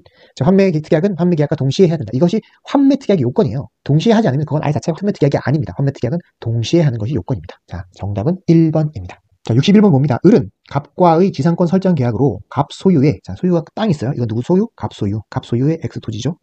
X토지의 지상권을 취득했다. 땅을 쓸 수 있는 권한을 취득했죠. 그 다음에 뭘 했죠? 건물을 지었습니다. Y 건물. 이건 누구 거? 을 거. 소유권을 취득했습니다. 자, 이렇게 돼 있고 다음 중 옳은 것을 모두 고르는 문제입니다. 자, 을은 지상권을 유보한 채 지상권도 갖고 있죠. 어쨌거나 Y 건물만을 소유권만을 팔 수 있다. 당연히 팔 수 있죠. Y 건물은 을 거니까. 을은 자연스럽게 당연히 팔 수 있습니다. 통상 이런 경우 건물만 팔면 안 되잖아요. 땅을 쓸 수 있는 권한도 줘야 하니까. 그죠? 이럴 경우에는 뭐 당사자 간에 같이 지상권도 뭐 양도하거나 아니면 토지를 어떤 식으로 뭐 이전할 수 있다, 뭐 사용 쓸 수 있다, 을이 가진 지상권을 쓸 수 있다, 이런 식의 약정이 있다거나 약정이 있다고 보거나 할 수는 있지만 당연히 그 지상권이 이전하는 것은 아닙니다. 지상권은 을이 가지고 있을 수도 있죠. 유보한 채 Y 건물만 소유권을 양도할 수 있습니다. 을은 Y 건물 소유권을 유보한 채 소유권을 갖고 있어요. 지상권만을 제3자에게 양도할 수 있다. 당연한 얘기죠. 그죠? 통상 같이 양도하게 되겠지만 분리해서 건물은 내가 가지지만 지상권은 너한테 줄게. 그러면 지상권자에게 나중에 뭐 지료를 지급할 수도 있고 이런 문제가 생기지만 어쨌거나 소유권을 유보한 채 지상권만을 양도할 수가 있습니다. 자, 지료 지급 약정이 있으면 지료 지급 약정이 있어요. 을이 3년분의 지료를 미지급했다. 지상권 소멸을 청구할 수 있다. 맞습니다. 지상권은 그죠? 2년 이상 지료를 지급하지 않으면 그죠? 지상권 소멸 청구가 가능합니다. 지상권 설정자는. 하지만 그러기 위해서는 지상권에 대해서 지료 지급 약정이 있어야만 하죠. 근데 지료 지급 약정은 그 지상권의 요소는 아니에요. 그렇기 때문에 없을 수도 있어요. 그렇기 때문에 지료 미지급으로 인해서 지상권 소멸 청구를 하기 위해서는 지료 지급 약정이 있어야 한다는 것. 이것이 전제 조건으로 반드시 필요해요. 지료 지급 약정이 있고 그럼에도 불구하고 안 냈으면 2년 이상 안 냈으면 지상권 설정자는 소멸을 청구할 수 있습니다. 그래서 답은 5번, 기흥, 이은, 디귿 다 맞는 5번이 정답이 되겠습니다. 자, 62번. 지역권에 관한 설명으로 틀린 것을 고른 겁니다. 틀린 것. 지역권이네요. 지역권. 심심찮게 나오니까. 자, 지역권은 요역지와 분리하여 양도할 수 없다. 맞는 지문입니다. 지역권은 요역지와 분리 못해요. 분리할 수 없습니다. 수반하는 거예요. 요역지 소유권이 이전에 따라서 당연히 수반해요. 요역지 소유권 이전에 따라서 당연히 수반한다. 그렇기 때문에 분리할 수 없다. 요역지 소유권의 이전에 따라서 수반한다. 법률 규정에 의한 것이기 때문에 등기도 필요 없죠. 어쨌거나 1번은 맞는 지문. 자, 2번 공유자 중 1인이 지역권을 취득할 때는 다른 공유자도 이를 취득한다. 맞습니다. 요역지는 요역지 공유자 중 1인이 지역권을 취득하면 다른 공유자도 취득합니다. 그죠? 1인이 지역권 소멸 사유가 발생해도 다른 공유자가 소멸하는 것은 아니에요. 마찬가지로 이것도 불가분성이라고 하죠. 어쨌거나 2번도 맞는 지문이 되겠습니다. 3번. 통행 지역권을 주장하는 자는 통행으로 편익을 얻는 요역지가 있음을 증명해야 된다. 맞습니다. 통행 지역권을 주장하기 위해서는 승역지의 통행으로 인해서 이익을 얻는 요역지가 있음을 반드시 증명해야 된다. 요역지가 있어야지만 지역권이 있는 거예요. 요역지가 있음을 증명해야 된다. 통행 지역권이 뭐예요? 통행 지역권이 요역지의 통행의 편익을 위한 것이 통행 지역권이거든요. 요역지의 통행의 편익을 위한 것이 통행 지역권인데, 그렇다면 당연히 요역지, 통행으로 편익을 얻는 요역지가 있음을 증명해야만 되는 것이죠. 자, 4번. 요역지의 불법 점유자도 통행 지역권을 시효 취득할 수 있다. 아닙니다. 통행 지역권은 시효 취득할 수 있지만, 그죠? 불법 점유자에게까지 이것을 인정하는 것은 아닙니다. 지역권의 시효 취득도 기본적으로는 권리자 간의 이용 관계를 조정하기 위한 것이에요. 권리자. 불법 점유자에게는 인정하지 않는다. 자, 지역권은 계속되고 표현된 것에 한하여 시효 취득할 수 있다. 시효 취득 보통 점유취득 시효 같은 경우는 보통 점유하고 있는 표상이 있잖아요. 점유하고 있는 외관이 있다고요. 하지만 지역권 같은 경우는 왔다 갔다 하잖아요. 반드시 누가 계속 점유하고 있는 것이 아니에요. 그렇기 때문에 이것이 점유 비슷하게 시효 취득하고 있다라는 것을 밖에서는 알 수 없는 경우가 많겠죠. 그럼 너무 불리하잖아요. 의외의 피해를 받을 수 있기 때문에 적어도 계속되고 표현돼 있어서 누군가가 인지할 수 있을 정도는 돼야 된다. 그래서 지역권은 계속되고 표현된 것, 꼭 필요해요. 계속되고 표현된 것에 한하여 시효 취득을 할 수가 있습니다. 정답은 4번입니다. 63번 문제 보도록 하겠습니다. 을은 갑에게 1억 원을 대여하면서, 갑이 있고요. 을이 있습니다. 1억 원, 1억을 냈어요. 1억. 대여하면서 을 소유 건물 뭐죠? Y 건물이 있어요. Y 건물. 여기 등기부에다가 갑, 저당권자 해가지고 저당권자 갑 이렇게 써놨어요. 등기부로 저당권을 취득하게 되었습니다. 옳은 것을 모두 고르는 문제입니다. 을이 갑에게 피담보 채권 전부를 변제한 경우 갑의 저당권은 말소 등기를 하지 않아도 소멸한다. 맞는 지문입니다. 왜냐하면 저당권이라는 것은 피담보 채권이 예를 들어 무효 취소되거나 변제 기타 사유로 소멸하면 저당권도 당연히 없어져요. 그죠? 피담보 채권이 있어야지만 저당권이 존재할 수 있다. 그래서 저당권이 피담보 채권이 다 정부하고 없어졌다. 그럼 저당권도 당연히 없는 거예요. 다만 말소 등기를 나중에 청구를 해야겠죠. 등기가 안 돼 있으면. 어쨌거나 등기를 하지 않아도 저당권 자체는 없는 거다. 맞는 지문. 갑은 Y 건물. Y 건물이 타버렸어요. 을이 취득한 화재보험금 청구권에 대해서 물상대위권을 행사할 수 있다. 물상대위권. 자, 맞습니다. 물상대위권이란 저당권에 있어서, 담보물권에 있어서 목적물이 멸실되거나 훼손되거나 공용징수, 공용징수도 마찬가지 없어진 거랑 마찬가지죠. 멸실에서는 공용징수 있을 경우 그 대신에 뭔가를 받았다면 그 대의물에 효력을 미치게 하는 거죠. 마치 저당권이 그 대의물에 효력이 미치게 한다. 이거는 기본적으로 우선 변제적 효력을 보호하기 위해 있는 거예요. 저당권은 우선 변제적 효력이 있기 때문에 담보물권 중에 당연히 뭐가 있죠? 물상대위권을 가질 수 있게 되는 거예요. 자, 만든 지문. 그러니까 우선 변제권이 없는 담보물권 같은 경우에는 물상대위권이 없는 거예요. 그것도 연결해서 잘 기억해 두세요. 우선 변제권이다. 자, 갑은 저당권을 피담보채권과 분리하여 제3자에게 양도하지 못한다. 맞습니다. 저당권 뭐라고 했어요? 피담보채권과 붙어 있는 거예요. 당연히 이전돼도 같이 이전한다. 수반, 같이 따라간다. 그죠?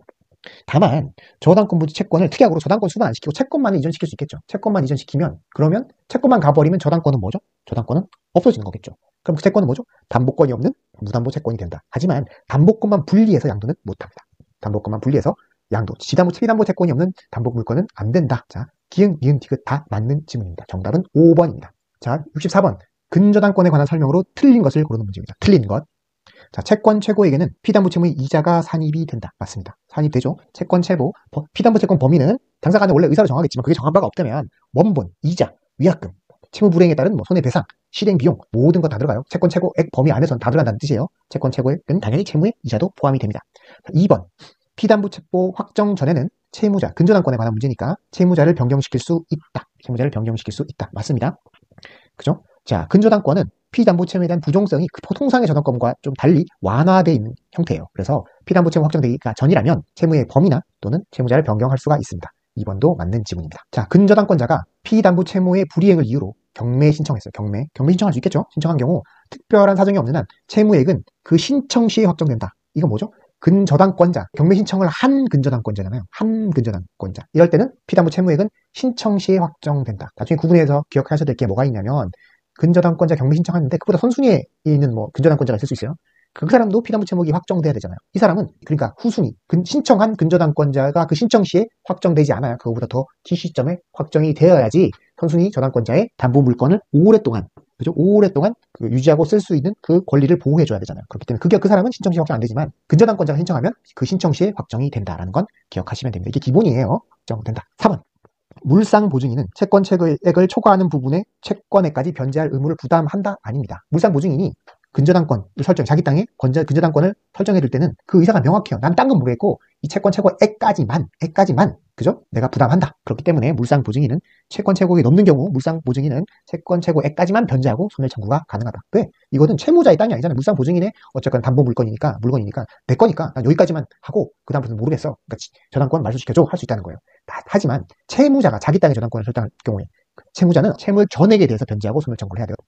자, 채무자는 채무액 전액, 물상보증인 채권 최고액만 변제하고 그 다음에 근저당권 소멸 청구가 가능하다. 5번, 특별한 사정이 없는 한 존속기간이 있는 근저당권은 기간이 만료한 때에 확정된다. 기간이 만료한 때에 확정된다. 맞습니다. 근저당권은 결산기 도래, 존속기간이 종료, 약정에 따른 방법이 있다면 그에 따라서 확정이 됩니다. 단, 약정 방법이 없다면 설정자는 해지가 가능하고 해지 시 확정이 된다. 이것도 추가로 기억해 주시면 좋을 것 같네요. 자, 5번도 맞는 지문, 그래서 정답은 4번이 됩니다.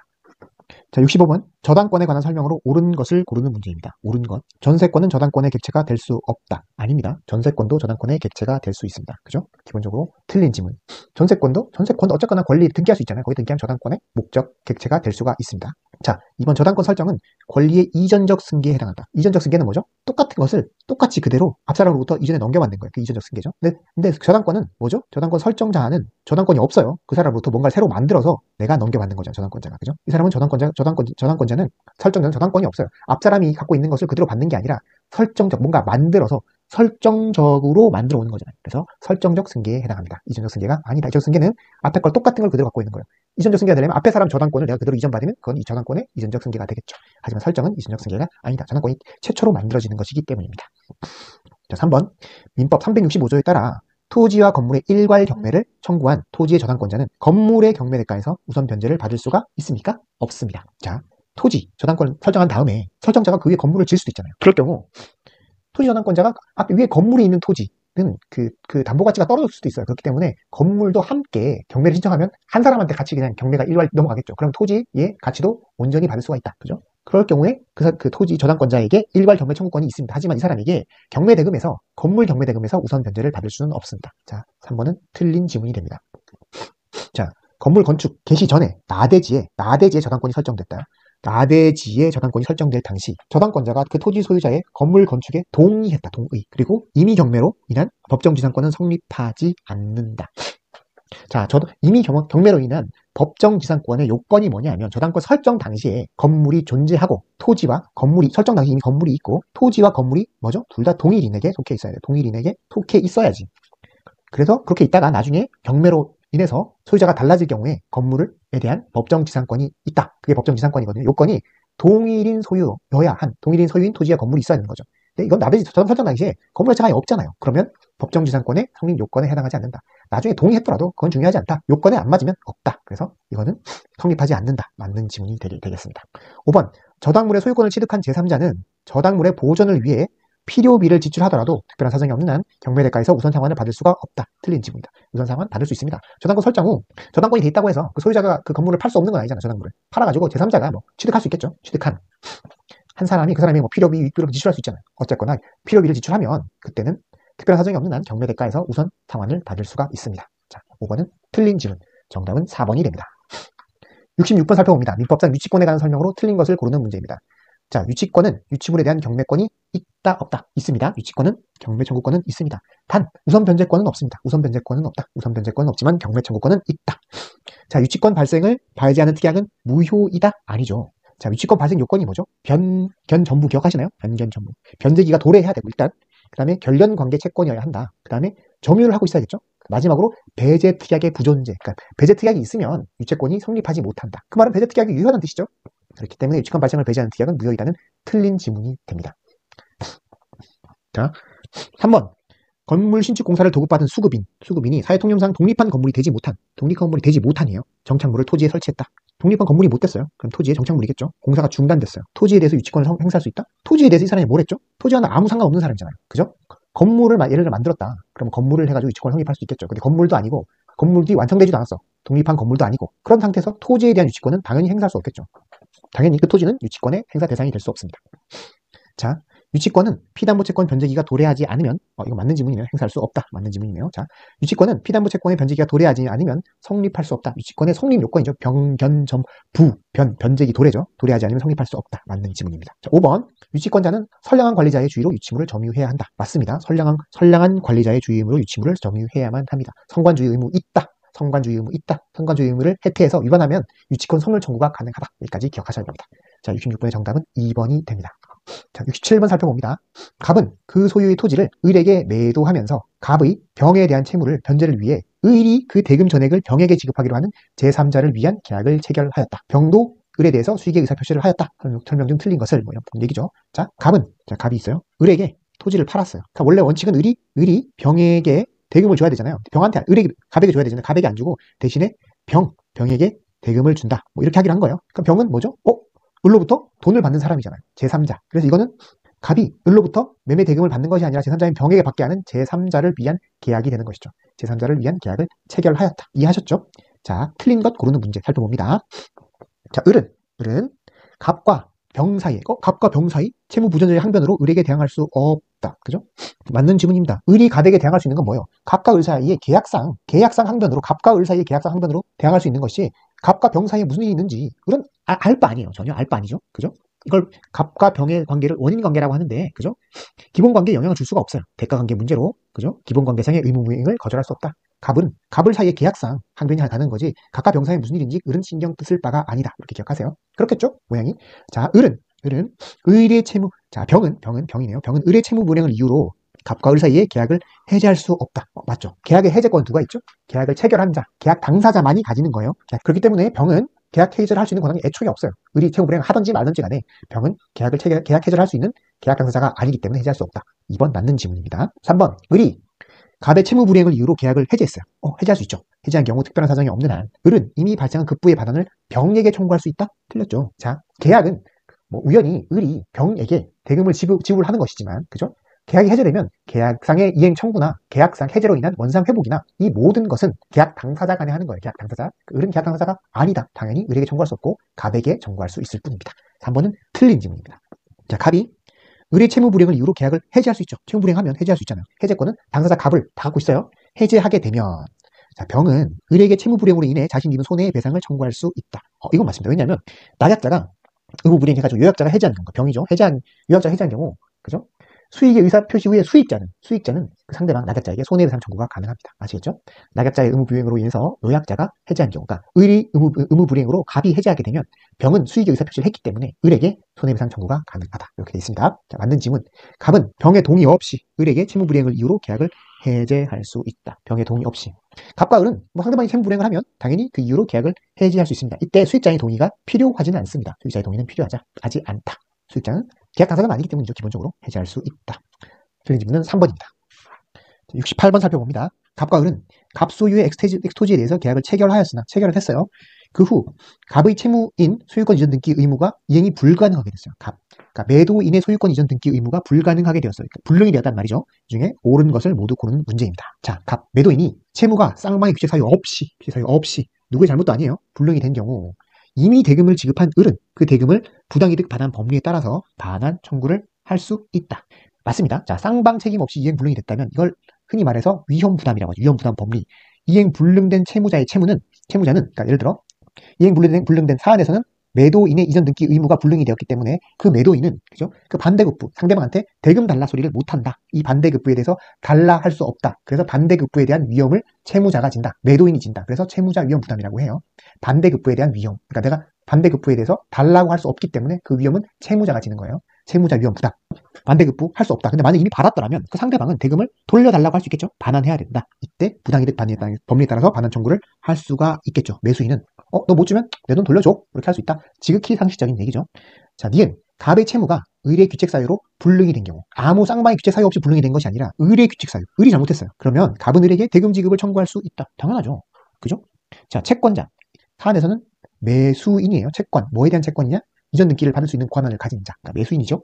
매수인이 잘못해가지고 또는 채권자가 받아야 되는데 채권자가 늦게 받아. 수령 지체로 인해서 그때 쌍방의 책임이 없이 어쨌거나 이행 불능이 된 경우, 매수인이 잘못해서 이행 불능이 됐거나 매수인이 잘못은 없지만 매수인이 받아야 하는데 못 받아가지고 채권자, 지체, 매수인이 지체하는 과정에서 어쨌거나 그 쌍방이 책임 없는 사유로 이행이 불능이 된 경우까지 모두 합해서 이때는 매도인이 대금을 받을 수 있는 권리는 유지하게 되는 거예요. 그죠? 대금 지급을 청구할 수 있게 된다. 어떻게 보면 즉 상식적인 얘기가 될 수 있습니다. 수령지체 있잖아. 수령지체. 지체중 쌍방의 규칙상 이것도 위에 이해가 똑같이 해결되는 거예요. 뭐 대금 지급을 청구할 수 있게 돼요. 갑의 청구가 불응이 된 거고 갑은 을에게 대금 지급을 청구할 수 없다? 아닙니다. 대금 지급을 청구할 수 있습니다. 이때는 대금 지급을 청구할 수 있다. 귀책 사유로 불능이 되거나, 그죠? 수령 지체 중에 귀책 사유 없이 불능이 되거나, 이 경우에는 모두 대금 지급을 청구할 수가 있다. 답은 기읍, 니은, 3번이 되겠네요. 69번. 자, 매매에서 과실의 귀속과 대금의 이자 등에 관한 설명으로 옳은 것을. 자, 매매에서 과실의 귀속과 대금의 이자 등에 관한 것으로 옳은 것을 모두 고르는 것입니다. 자, 매매 계약 후 목적물이 안 돼서 인도 안 됐더라도 매수인이 대금을 완제한 때는 그 시점부터 생긴 과실은 매수인에게 귀속된다. 매수인에게 귀속된다. 맞는 지문입니다. 자, 매매 목적물의 과실 수취권은 원래 원칙적으로 목적물이 인도 시점을 기준으로 판단됩니다. 인도 전에는 매도인, 인도 후에는 매수인이 취급해요. 매수인이 취득해요. 그런데 매수인이 대금을 지급했다면, 매수인이 반대급부인 대금을 지급했다면 그때부터는 인도를 받기 전이라도 매수인이 그 목적물의 과실 수취권을 취득하게 됩니다. 자, 기억 맞는 지문입니다. 자, 매수인이 대금 지급을 거절할 정당한 사유가 있어요. 그럼 대금 지급 의무가 일단 없어지는 거랑 마찬가지예요. 안 줘도 매수인의 잘못은 아니다. 사유가 있는 경우 매수인의 목적물을 미리 인도받더라도 대금 이자의 지급 의무가 없다. 왜냐하면 정당한 사유가 있잖아요. 안 줘도 되는 상황인데 안 줬다고 대금의 이자를 지급할 의무가 있으면 안 되잖아요. 그렇기 때문에 2번 니은도 맞는 지문입니다. 자, 매매 계약이 취소된 경우 선의의 점유자인 매수인의 과실취득권이 인정된다. 인정될 수 있잖아요. 취소될 경우 선의 점유자는 과실취득권이 인정될 수 있습니다. 이때 선의의 매도인도 그러면 뭔가 억울하잖아요. 상대방이 과실취득권이 인정되는데 나도 선의인데 매도인도 그렇다면 마찬가지로 지급받은 대금의 운용이자 내진 이자를 반환할 의무가 없습니다. 그래야 공평하겠죠. 자, 원리 선의 점유자는 과실취득권이 있다. 이건 법에 있지만 선의 매도인 뭐 어떻게 할 건지는 명확하지 않은데 지금 이것도 공평의 원칙상 지급받은 대금의 운용이익 내진 법정이자를 반환할 필요가 없게 해야지 양당사자가 공평하잖아요. 그래서 지급도 맞는 지문입니다. 그래서 정답은 기응, 니은, 디귿 5번이 되겠네요.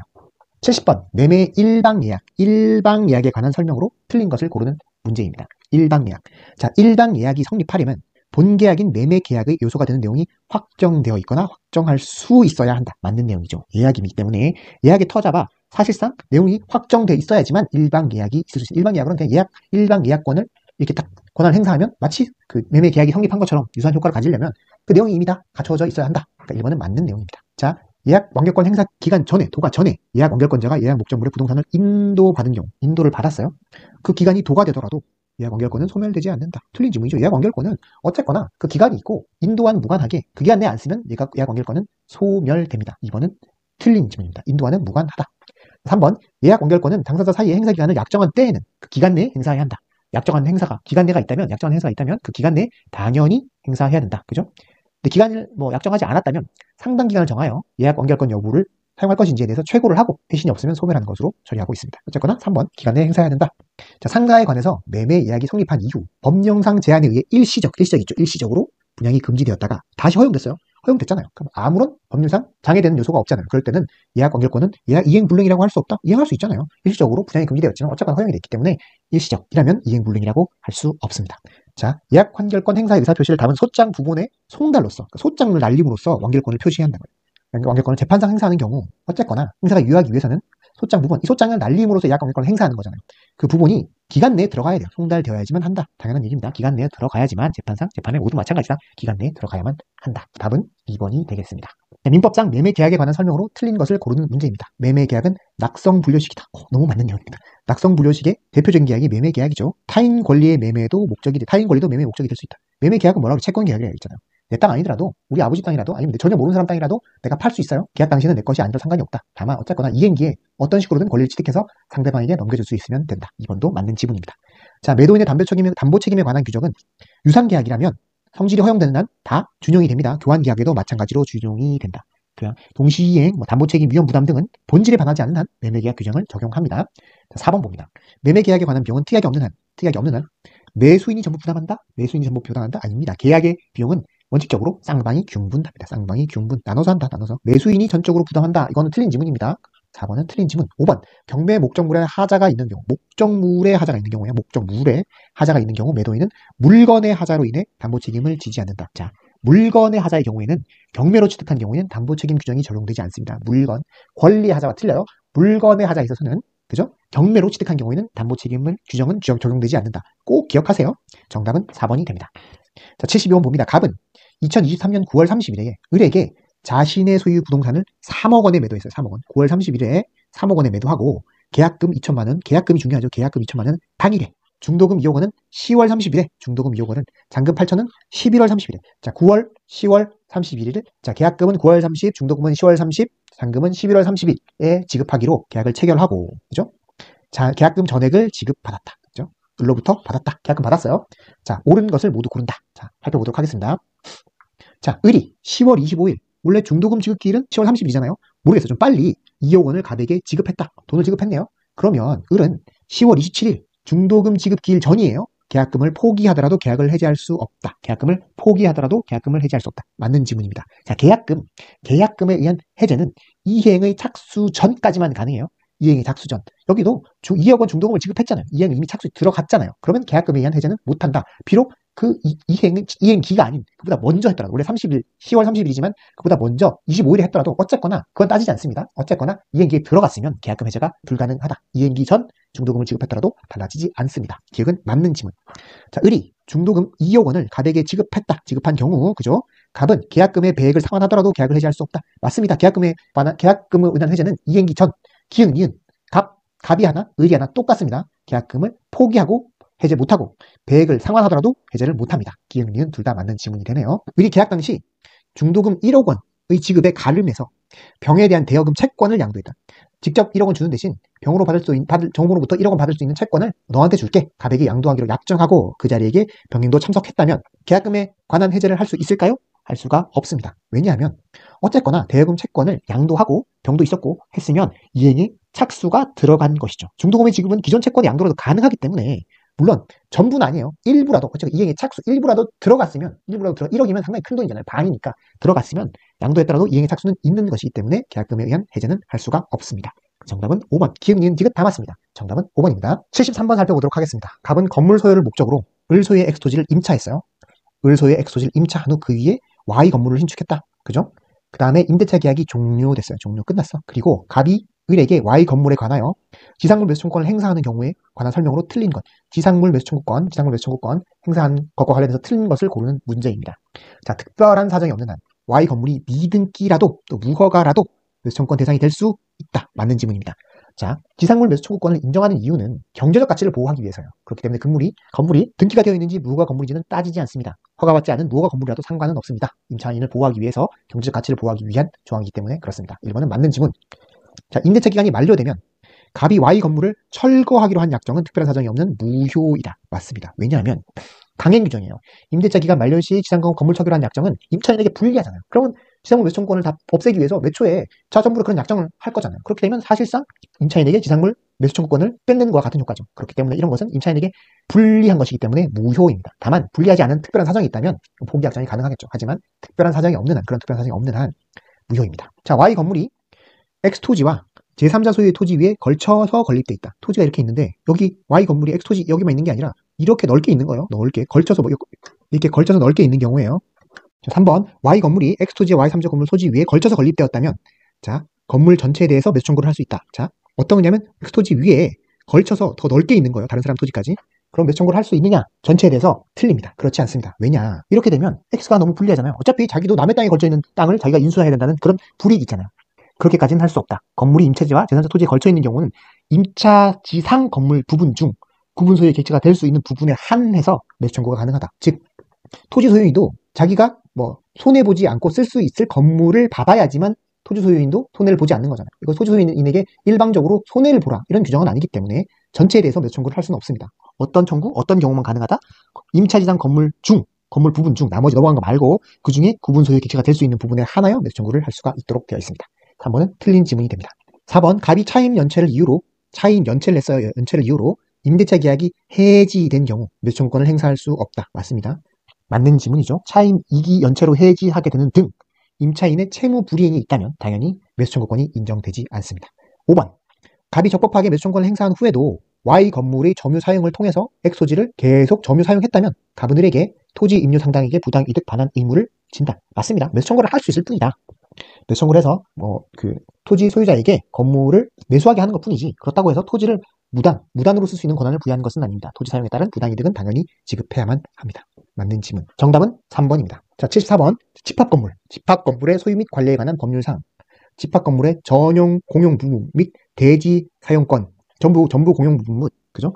대지 사용권에 관한 설명으로 틀린 것을 고르는 문제입니다. 자, 공용 부분은 취득시효에 의한 소유권 취득의 대상이 될 수 없다. 공용 부분은 소유권 취득의 대상이 될 수 없습니다. 공용 부분은 별도로 취득시효의 대상이 되지 않는다. 공용 부분이 취득시효의 대상이 돼가지고 어떤 한 사람의 소유가 되면 안 되겠죠. 그렇기 때문에 이건 대상이 될 수 없습니다. 각 공유자는 공용 부분을 용도에 따라 사용할 수 있다. 맞습니다. 당연히 용도 부분대로 사용할 수 있다. 아파트 계단 생각하시면 돼요. 아파트 계단. 자, 구조상 공용 부분에 관한 물건의 득실 변경은 등기가 필요하지 않습니다. 복도 계단 등 구조상 공용으로 사용되는 부분은 구분 소유가 안 되죠. 득실 변경도 별도의 등기가 필요하지 않습니다. 전유 부분 등기로 충분하다. 그죠? 맞습니다. 자, 구분 소유자는 규약 또는 공정 증서로서 달리 정하지 않는 한 그가 가지는 전유 부분과 분리하여 대지 사용권을 처분할 수 없다. 맞습니다. 대지 사용권은 전유 부분에서 쉽게 말하면 그냥 붙여놓은 거라 생각하시면 돼요. 붙여놨다. 그렇기 때문에 기본적으로 분리 처분을 할 수가 없다. 아파트 살 때 대지 사용권 분리해서 사는 경우 없죠. 그냥 전유 부분 사면 대지 사용권 같이 사는 거죠. 자, 대지 사용권은 전유 부분과 일체성을 갖게 된 후, 그러니까 등기부터 없어져. 일단 딱히 붙어 하나 붙게 된 다음에는 강제 경매 개시 절차에 의한 전유 부분과 분리되어 처분할 수 있다. 처분 안 됩니다. 분리 처분 안 된다라는 거 일단 기본적으로 기억하시면 될 것 같아요. 공유 부분 분할도 안 되고 분리 처분도 안 된다. 경매에서도 분리 처분되지 않습니다. 정답은 5번. 75번. 매매계약 법정 해제에 관한 설명으로 옳은 것을 모두 고르는 것. 자, 모두 고릅니다. 법정 해제에 관해서 옳은 것을 모두 고르는 것. 일방 당사자의 계약 위반을 이유로 상대방이 계약 해제 의사표시에 의해서 계약이 해제되었음에도 불구하고, 그러면 계약이 해제된 거죠. 해제되었음에도 불구하고 상대방이 계속 존속함을 전제로 계약상 의무 이행을 구하는 경우, 특별한 사정이 없는 한 계약을 위반한 당사자도, 물론 내가 계약을 위반해서 계약이 해제됐지만 이미 계약이 해제됐으니까 이런 경우에 상대방의 해제로 소멸되었음을 들어 그 이행을 거절할 수 있겠다. 당연하죠. 이행을 어쨌거나 해제되었는데, 그죠? 내가 잘못해서 계약을 해제했더라도 어쨌건 해제되었으면 이행을 거절하는 것이 맞겠죠. 기억은 맞는 옳은 지문입니다. 자, 계약 해제로 인한 원상 회복의 대상에는 매매 대금은 물론 관련하여 계약의 존속을 전제로 한 수령한 지연수노금도 모두 포함한다. 자, 해제 효과는 뭐죠? 원상 회복의 원상 회복 뭐죠? 기본적으로 다 돌려주는 거예요. 유예를 전제로 받은 것 전부를 반환하는 것이다. 그리고 유예를 전제로 수령한 지연손해금도 모두 포함돼서 반환하는 것이 맞습니다. 원상회복. 자, 과실상계는 계약 해제로 인한 원상회복 의무의 이행으로서 이미 지급한 급부의 반환을 구하는 경우에는 적용되지 않는다. 맞습니다. 과실상계란, 자, 일반이 어떤 잘못을 해가지고 책임을 져야 돼요. 손해배상 등을 할 때 상대방에게도 과실이 있으면 이를 참작해서 손해배상의 범위를 정할 때 들어가는 거예요. 손해배상의 범위를 정할 때. 해제는 해제의 원상회복은 손해배상이 아니에요. 그렇기 때문에 과실상계를 적용할 수 없습니다. 당연히 맞는 지문. 모두 맞는 지문이네요. 정답은 5번이 됩니다. 76번. 가등기 담보에 관한 법률에 관한 원칙적으로 적용되지 않는 것. 즉, 가등기 담보법의 적용 범위에 대해서 잘 알고 계셔야 한다는 뜻입니다. 자, 1번부터 살펴봅니다. 1억 원을 차용해야 돼, 무조건. 하면서 부동산에 관하여 가등기나 소유권 등기를 하지 않은 경우, 안 되죠. 그죠? 왜냐하면 차용하면서 어떻게 등기를 넘겨주거나 가등기든지 소유권 이전 등기를 하는 것이 목적이에요. 차용하고 등기를 하고, 그렇기 때문에 이건 등기가 안 됐다면 1번은 일단 아니다. 자, 2번. 매매대금 채무. 이미 틀렸네요. 매매대금 채무가 아니에요. 어떤 채무? 차용. 그러니까 예를 들어 돈을 빌리고 담보 목적으로 하는 거거든요. 그렇기 때문에 매매대금, 그죠? 이런 것들은 안 된다. 소비대차가 아닌 매매대금이나 공사대금 채권 등은 애초에 적용이 안 됩니다. 빌리고 소비대차, 그죠? 차용하면서 뭘 하는 것이죠. 자, 3번. 자, 차용금 채무. 이거 맞네요. 차용금 채무, 차용. 1억 원의 담보로 2억 원 상당의 부동산에 대해서 대물 변제 예약을 하고 가등기. 자, 뭐죠? 채용금. 자, 1억 원 담보인데 1억 담보금보다 담보로 제공한 금액이 커야 돼요. 1억 원보다 담보로 제공한 2억 원이 더 크죠? 자, 차용금, 요건은 차용. 그 다음에 담보로 제공한 게 차용금보다 더 크다. 그리고 가등기는 등기는 한다. 이렇게 한다. 요 세 가지 요건을 일단 기본적으로 기억하셔야 돼요. 이것이 가담법의 적용 요건이다. 3번은 맞네요. 자, 차용금 볼까? 4번도 차용금은 맞아요. 3억 원의 담보. 금액은 3억 원이에요. 3억 원보다 목적물의 금액이 커야 되죠. 4억 원짜리인데 이미 2억 원의 채무가 있다면 뭐죠? 실질의 가치는 2억이다. 그러면 얘가 더 크죠. 등기도 했어요. 가등기. 그러면 이 경우는 적용이 돼요? 안 돼요. 그래서 아니다. 더 커야 되는데 목적물, 담보물의 가치가 피담보 채무보다 커야 하는 거예요. 이건 더 적기 때문에 적용이 안 됩니다. 5번. 1억 원을 양도하면서 차용하면서 차용 맞아요. 2억은 더 커요. 그죠? 근데 그림을 양도담보. 이건 등기가 아니잖아요. 가등기 담보물이잖아요. 등기가 안 되면 아니다. 쉽죠? 자, 76번. 정답은 3번입니다. 자, 부동산 명의신탁이 나왔네요. 명의신탁. 약정과 따른 등기 무효로서 원래는 무등록상 명의신탁은 대부분 무효잖아요.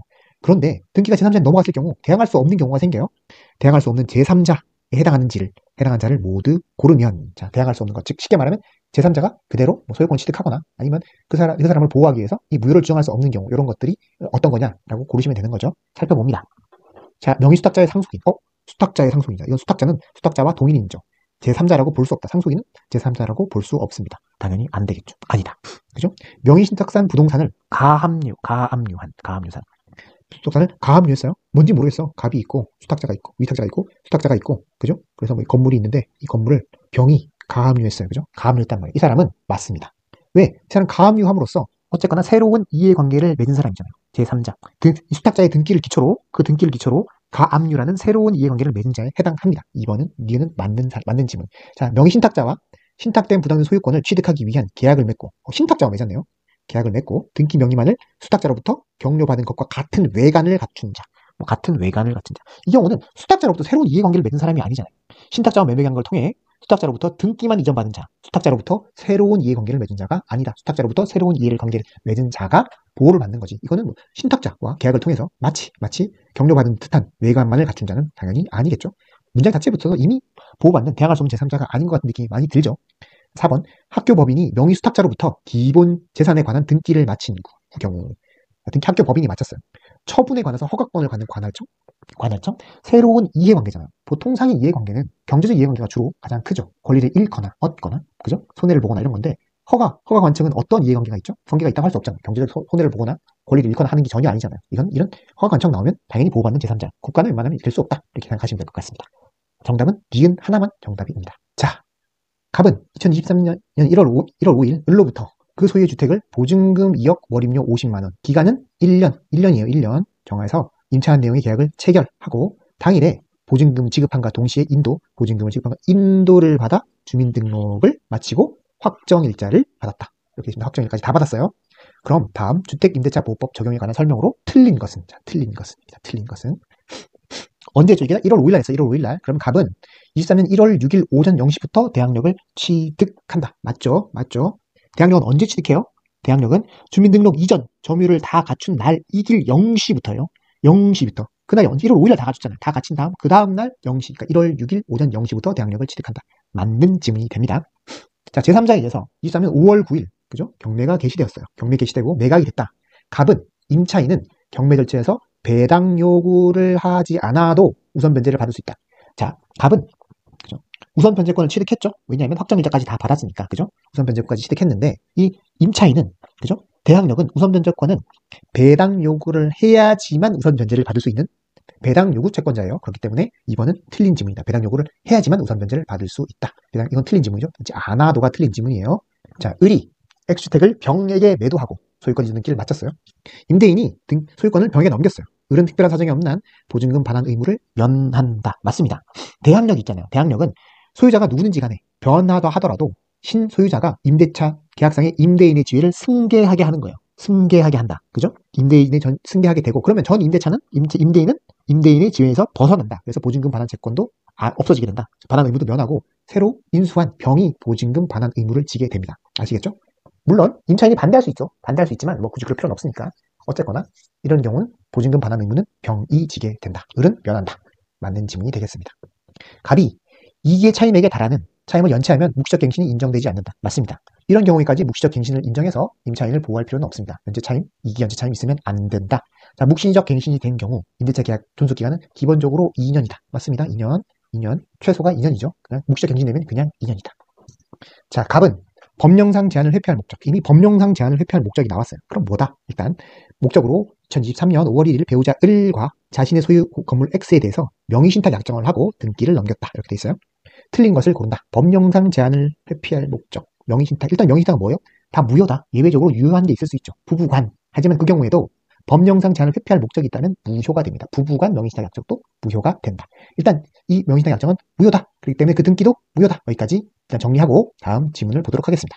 자, 갑은 을을 상대로 진정명의 회복을 원인으로 한 소유권 이전 등기 청구를 할 수가 있다. 자, 갑은 여전히 소유자잖아요. 그렇기 때문에 진정명의 회복으로 원인은 이전 등기 청구가 가능하다. 소유자이기 때문에 물권적 청구가 가능하다. 이렇게 보시면 될 것 같고요. 갑은 을을 상대로 부당 이득을 원인으로 한 소유권 이전 등기를 할 수 있다. 그런가요? 왜냐하면 이건 무효잖아요. 약정도 무효고 등기도 무효. 즉 등기도 무효이기 때문에 그러면 소유자는 여전히 갑. 을은 그래서 부당 이득을 취한 것이 없다. 을은 그래서 2번은 틀린 지문이겠네요. 3번. 갑은 을을 상대로 명의신탁 해지를 원인으로 한 원인으로 한 이전 등기 청구할 수 없다. 맞죠? 왜냐면 명의신탁 약정 자체가 이미 없잖아요. 무효잖아요. 무효인 약정을 어떻게 해지하죠? 그렇기 때문에 그 해지를 원인으로 해서 할 수는 없다. 명의신탁 해지를 무효인 약정에 의해서 명의신탁을 했고 그 명의신탁이 따라서 이제 신탁을 해지함으로써 약정에 의해서 다시 돌려줘요 말을 못한다는 거예요. 왜냐하면 명의신탁 약정 자체가 무효이기 때문에 그 계약상, 약정상 해지를 할 수 없는 거죠. 자, 을이 병에게 건물을 매도하고 이전 등기를 해준 경우 병은 소유권을 취득한다. 맞습니다. 무효한 명의신탁 약정에 의해서 등기가 이전되었고 또 제3자에게 이전됐다. 새로운 이해관계가 맺은 자가 있다면 유효하게 소유권을 취득합니다. 다만 을은 갑의 소유권을 침해한 게 되잖아요. 을은 그래서 갑에게 불법행위 책임을 지게 됩니다. 다 맞는 지문이 되겠네요. 자, 80번 문제 봅니다. 을은 식당을 운영하기 위해서 23년 5월 1일 갑으로부터 서울특별시 소재 액상가 건물 보증금 10억, 보증금 10억이네요.